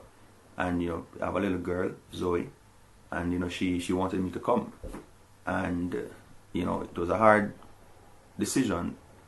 But, you know, I said, you know, sometimes some things it's bigger than yourself. You know, I thought to myself, if I get up and leave now, you know, many of the steps we have taken, things will either become stagnant or fall back. Because, you know, I'm the only admin person, you know, at working that amount of hours. You know, yes, we have a board of 5, but at the end of the day, I'm the engine that runs it. And I thought, I can't do it. You know, I can't just leave yet. And I couldn't convince her not to go. So, you know, we came to a decision. You know, she would go, and I would visit and stuff like that for the time being. And that was really hard.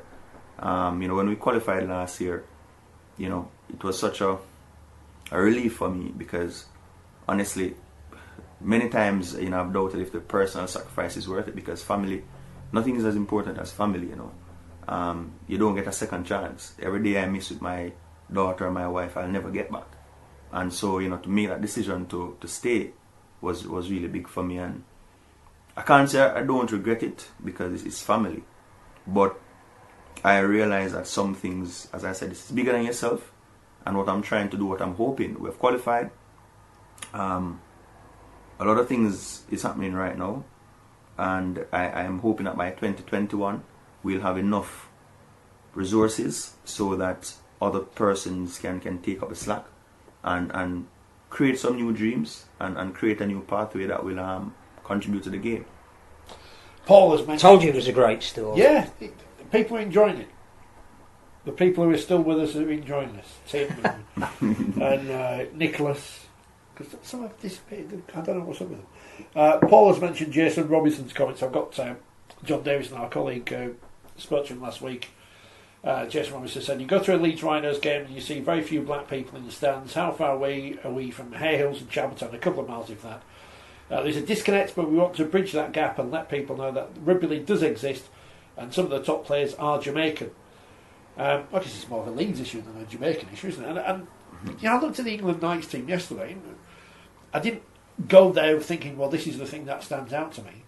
In the starting 13, looking from the stands, they all look the same because they're all white in white shirts and they all look like generic rugby league players.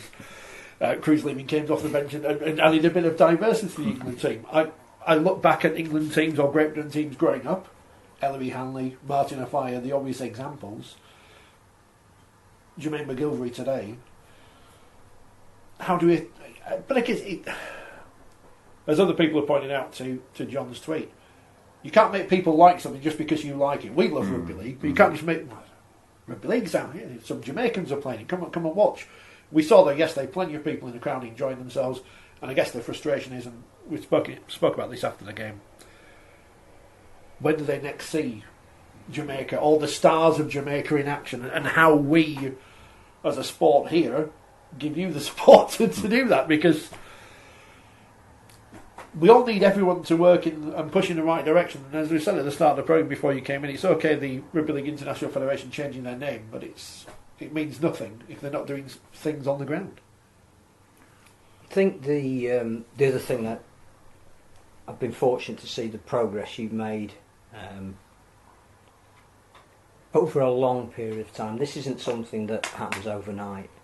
And whilst I wouldn't say it's easy to set up open age club sides, that on its own is not enough. And the work that you've done with the collegiate game, to spread it into new geographical areas, but also introduce the next generation underneath to the sport. That's what's going to underpin everything. That has been, when we see names like the Caribbean Maritime University, it's just fantastic, the work that you're doing beneath the club level. So, we might be aware of the Duhaney Park Red Sharks because they're the most dominant team over there. But how important is sort of like the under-19s and getting in? You said how hard it was to get into schools, but you are now in colleges. There are, what? Six colleges playing. But not all just playing in the centre of Kingston either. You broadened the sport.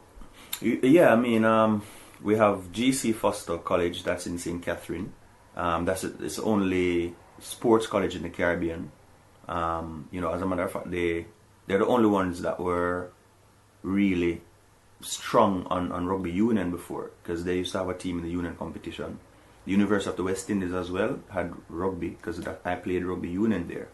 Now we have Caribbean Maritime, which is on the other end of Kingston, close to Port Royal.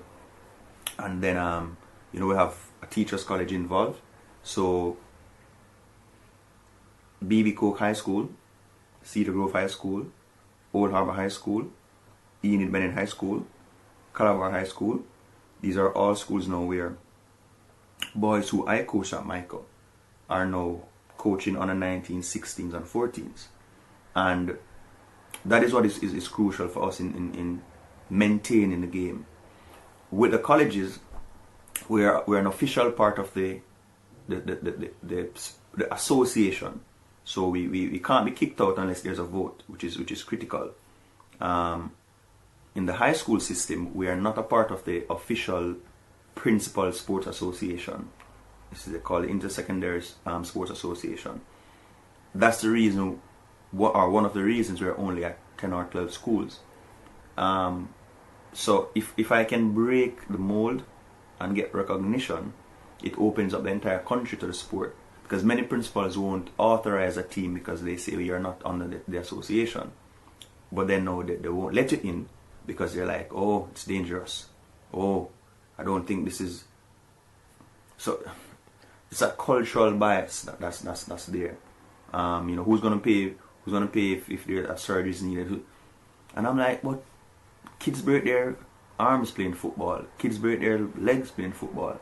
There were like 2 kids struck by lightning, last month playing football. People, they get sick running. We have had athletes who've, fallen down and died running and stuff like that. So I'm like, it's not fair to punish us because we're a contact sport. The fear mongering is not right. So that's a barrier that we want to break down. But what we have done successfully over years, as you said, is to create a pyramid. Started with the 4 clubs. The next thing that we did was the high schools in 2009. Next thing that we did was the colleges in 2010. And then the next thing that we did was the Division 2 in 2012 or 13. So we have a nice pyramid. We've had primary school tag rugby going for about 3 years, but the workload for me was just too much and the schools weren't supporting it. I would go out and train 5, 6, 7, 8 schools for 6 weeks to play, and then only 3 would turn up to the tournament because they don't want to spend the money on bus and lunches. But we have the right pyramid. What we need is to expand it. So again, money makes everything easy. If we are supported by our government, we get an annual budget of about maybe $7,000 US to run the sport from our government. If I can convince them we're in the World Cup, we're ranked 13th in the world. We need to do more for the sport on the island. If our funding is increased, then we can move to a situation where more competitions can be created because they want to play. The bottom line is people want to play the sport. When they see it, especially the kids, they like it. And many principals, it's something different from football that they're not doing well in our track and field. And so immediately they can have success. Our under 19 champions, BB Cook, it's the they won last year. It's the first national title they have won in a sport in like decades, you know, and it's very big there. They had a parade through the town, you know. So as far as I know, that's the first parade of a high school, you know, any form of rugby in the Caribbean, you know, music playing and everything. You know what I'm saying? They were so excited. Old Harbour High School is the same thing. They won the under 16s. Again, they don't win anything else in any other sport. There are several schools like those that I want to tap into to expand our footprint. As I said, we're in Kingston and St. Catherine, which is the population hub. We're in St. Elizabeth, which is about 3 hours out. But there's still the wider Jamaica.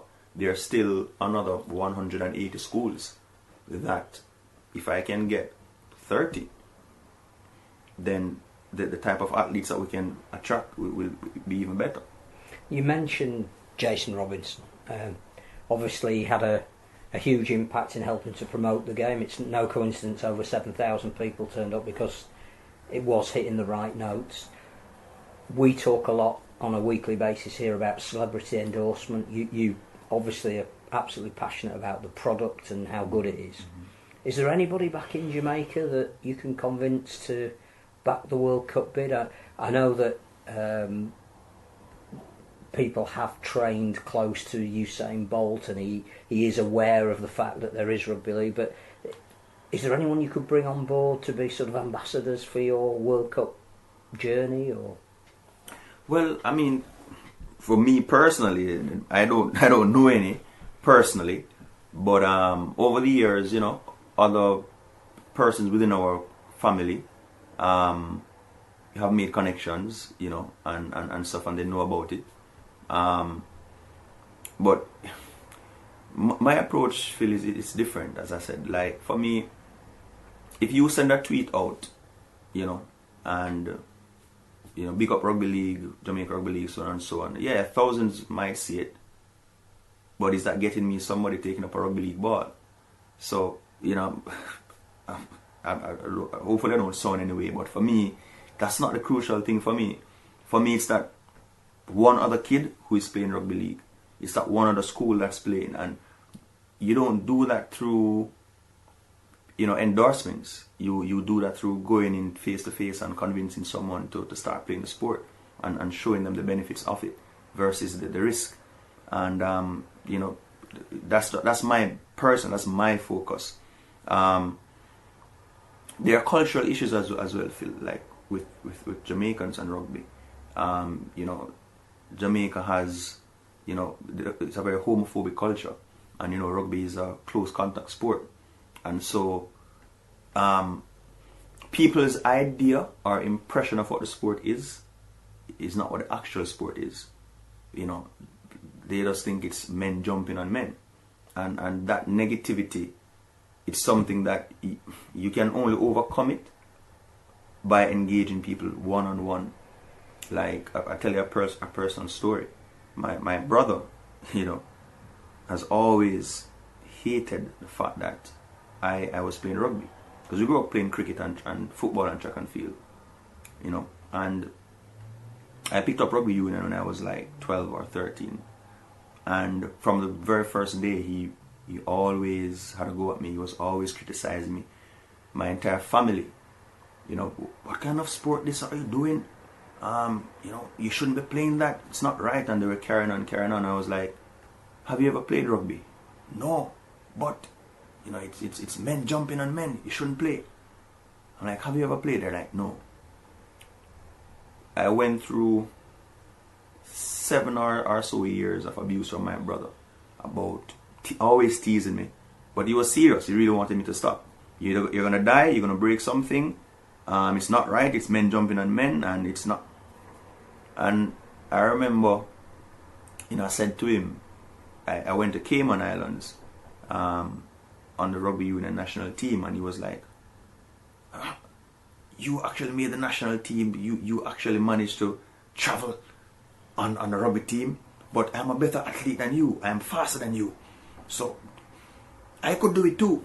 So I said to him, well, come and try, because you are faster than I am. You are bigger. You are stronger. You do well at it. And he's like, all right. I'll give it a go. And I said, are you sure? Because men will jump on you. Are you sure? And he's like, yeah, because I want to travel, you know. And I remember he played one game. You know, I got him on in the second half for about 15 minutes, put him at full back to keep him away from everybody. And you know, a few balls went around there to him. And I remember standing and look at him he got smashed a couple of times. And I was like, yes, let me hear what he has to say after the game. So after the game I went to him and I was like, so do you still think that rugby is just a game where men jump on men and it's homophobic? And he's like, no man, these guys are out of this world, man, you know. No man, I respect you for playing this. How you play this?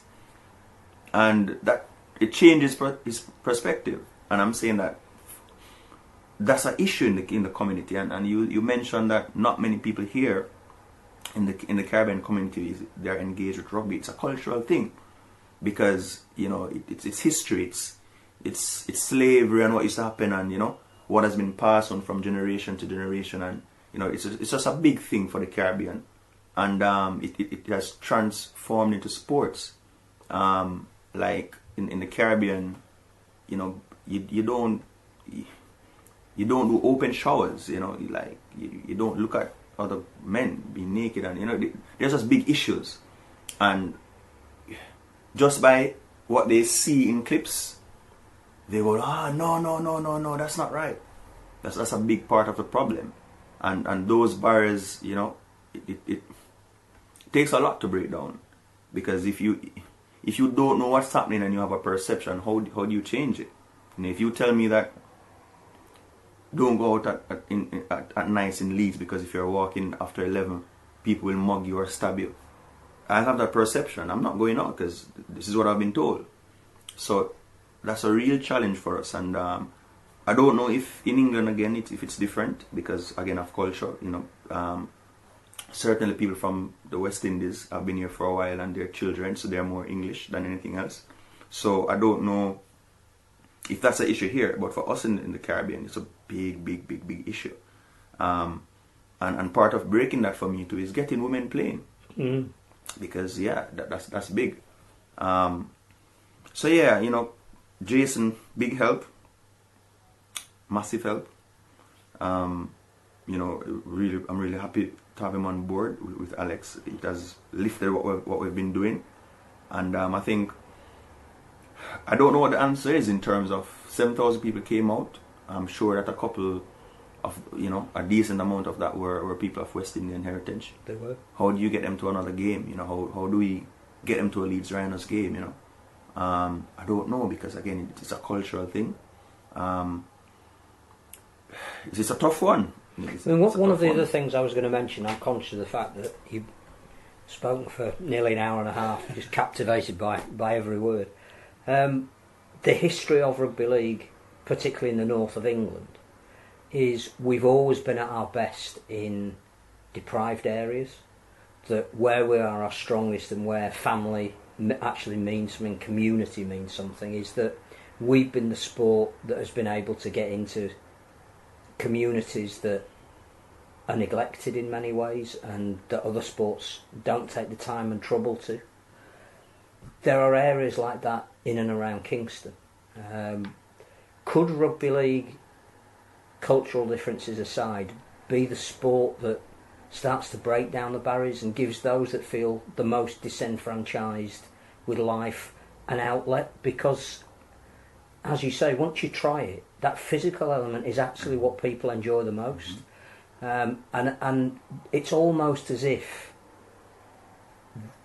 the Jamaican nation and the deprived and difficult areas where the gangs operate the most could benefit the most from a sport like rugby league?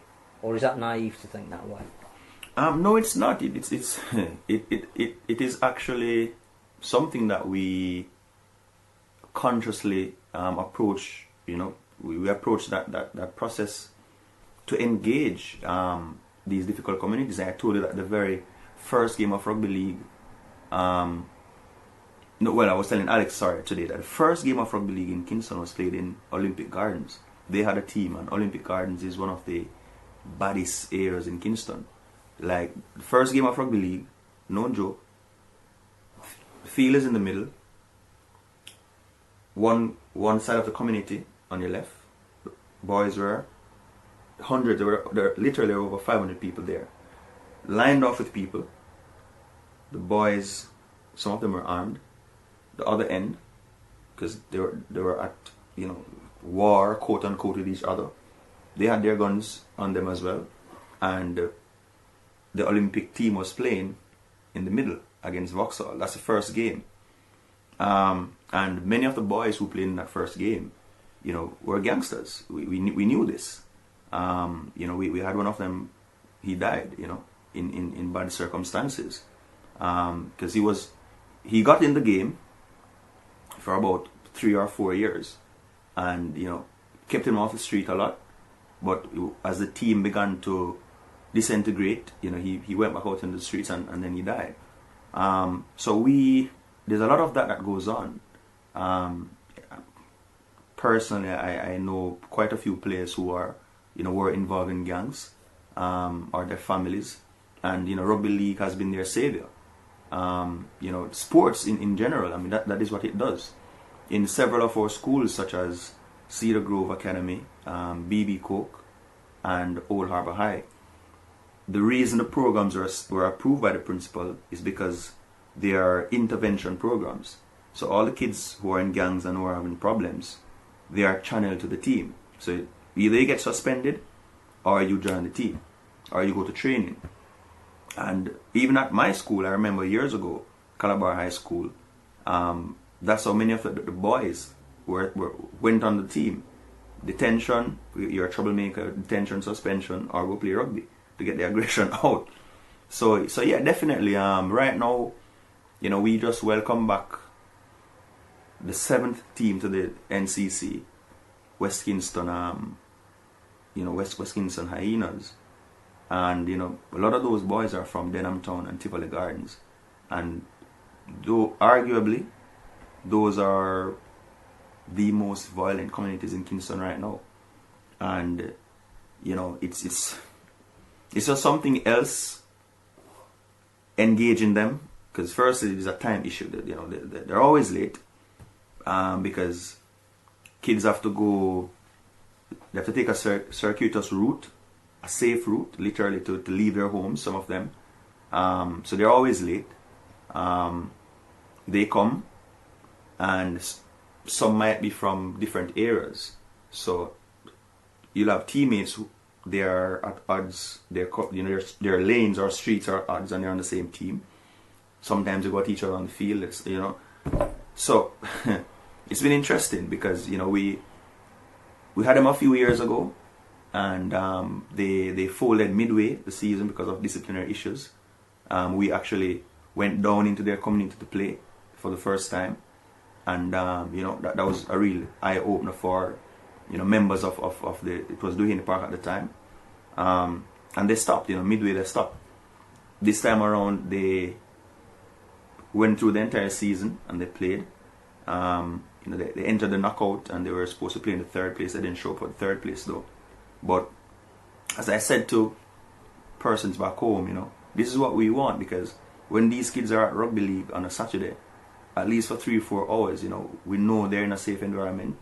Some of them are asking about the national team and stuff like that, so they're energized.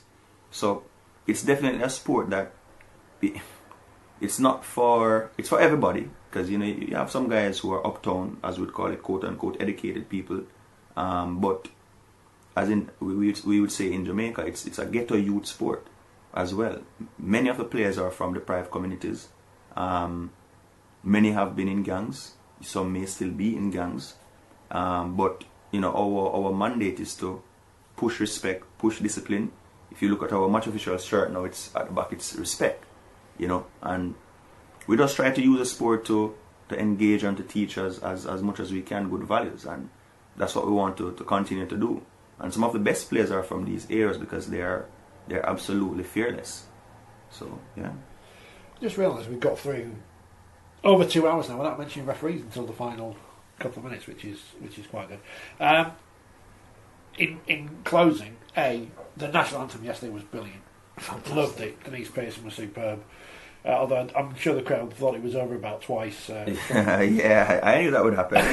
It is a long one, but it's worth listening to. What's the second It's the second verse. Yeah. Man, you can't do the second verse of God Save the Queen because it'll upset Scottish people. And I noticed from Twitter, you've been eating fish and chips with curry sauce. Will that be something you'll be taking back to? No. The curry was good. Fish was okay. It was a good spot. The first time I came here it and had fish and chip, I was not impressed. But today I was partially impressed. It was good. We'll get there. We need to take to the right fish and chips. Any final questions? No, because we've covered up because it's past. We've gone.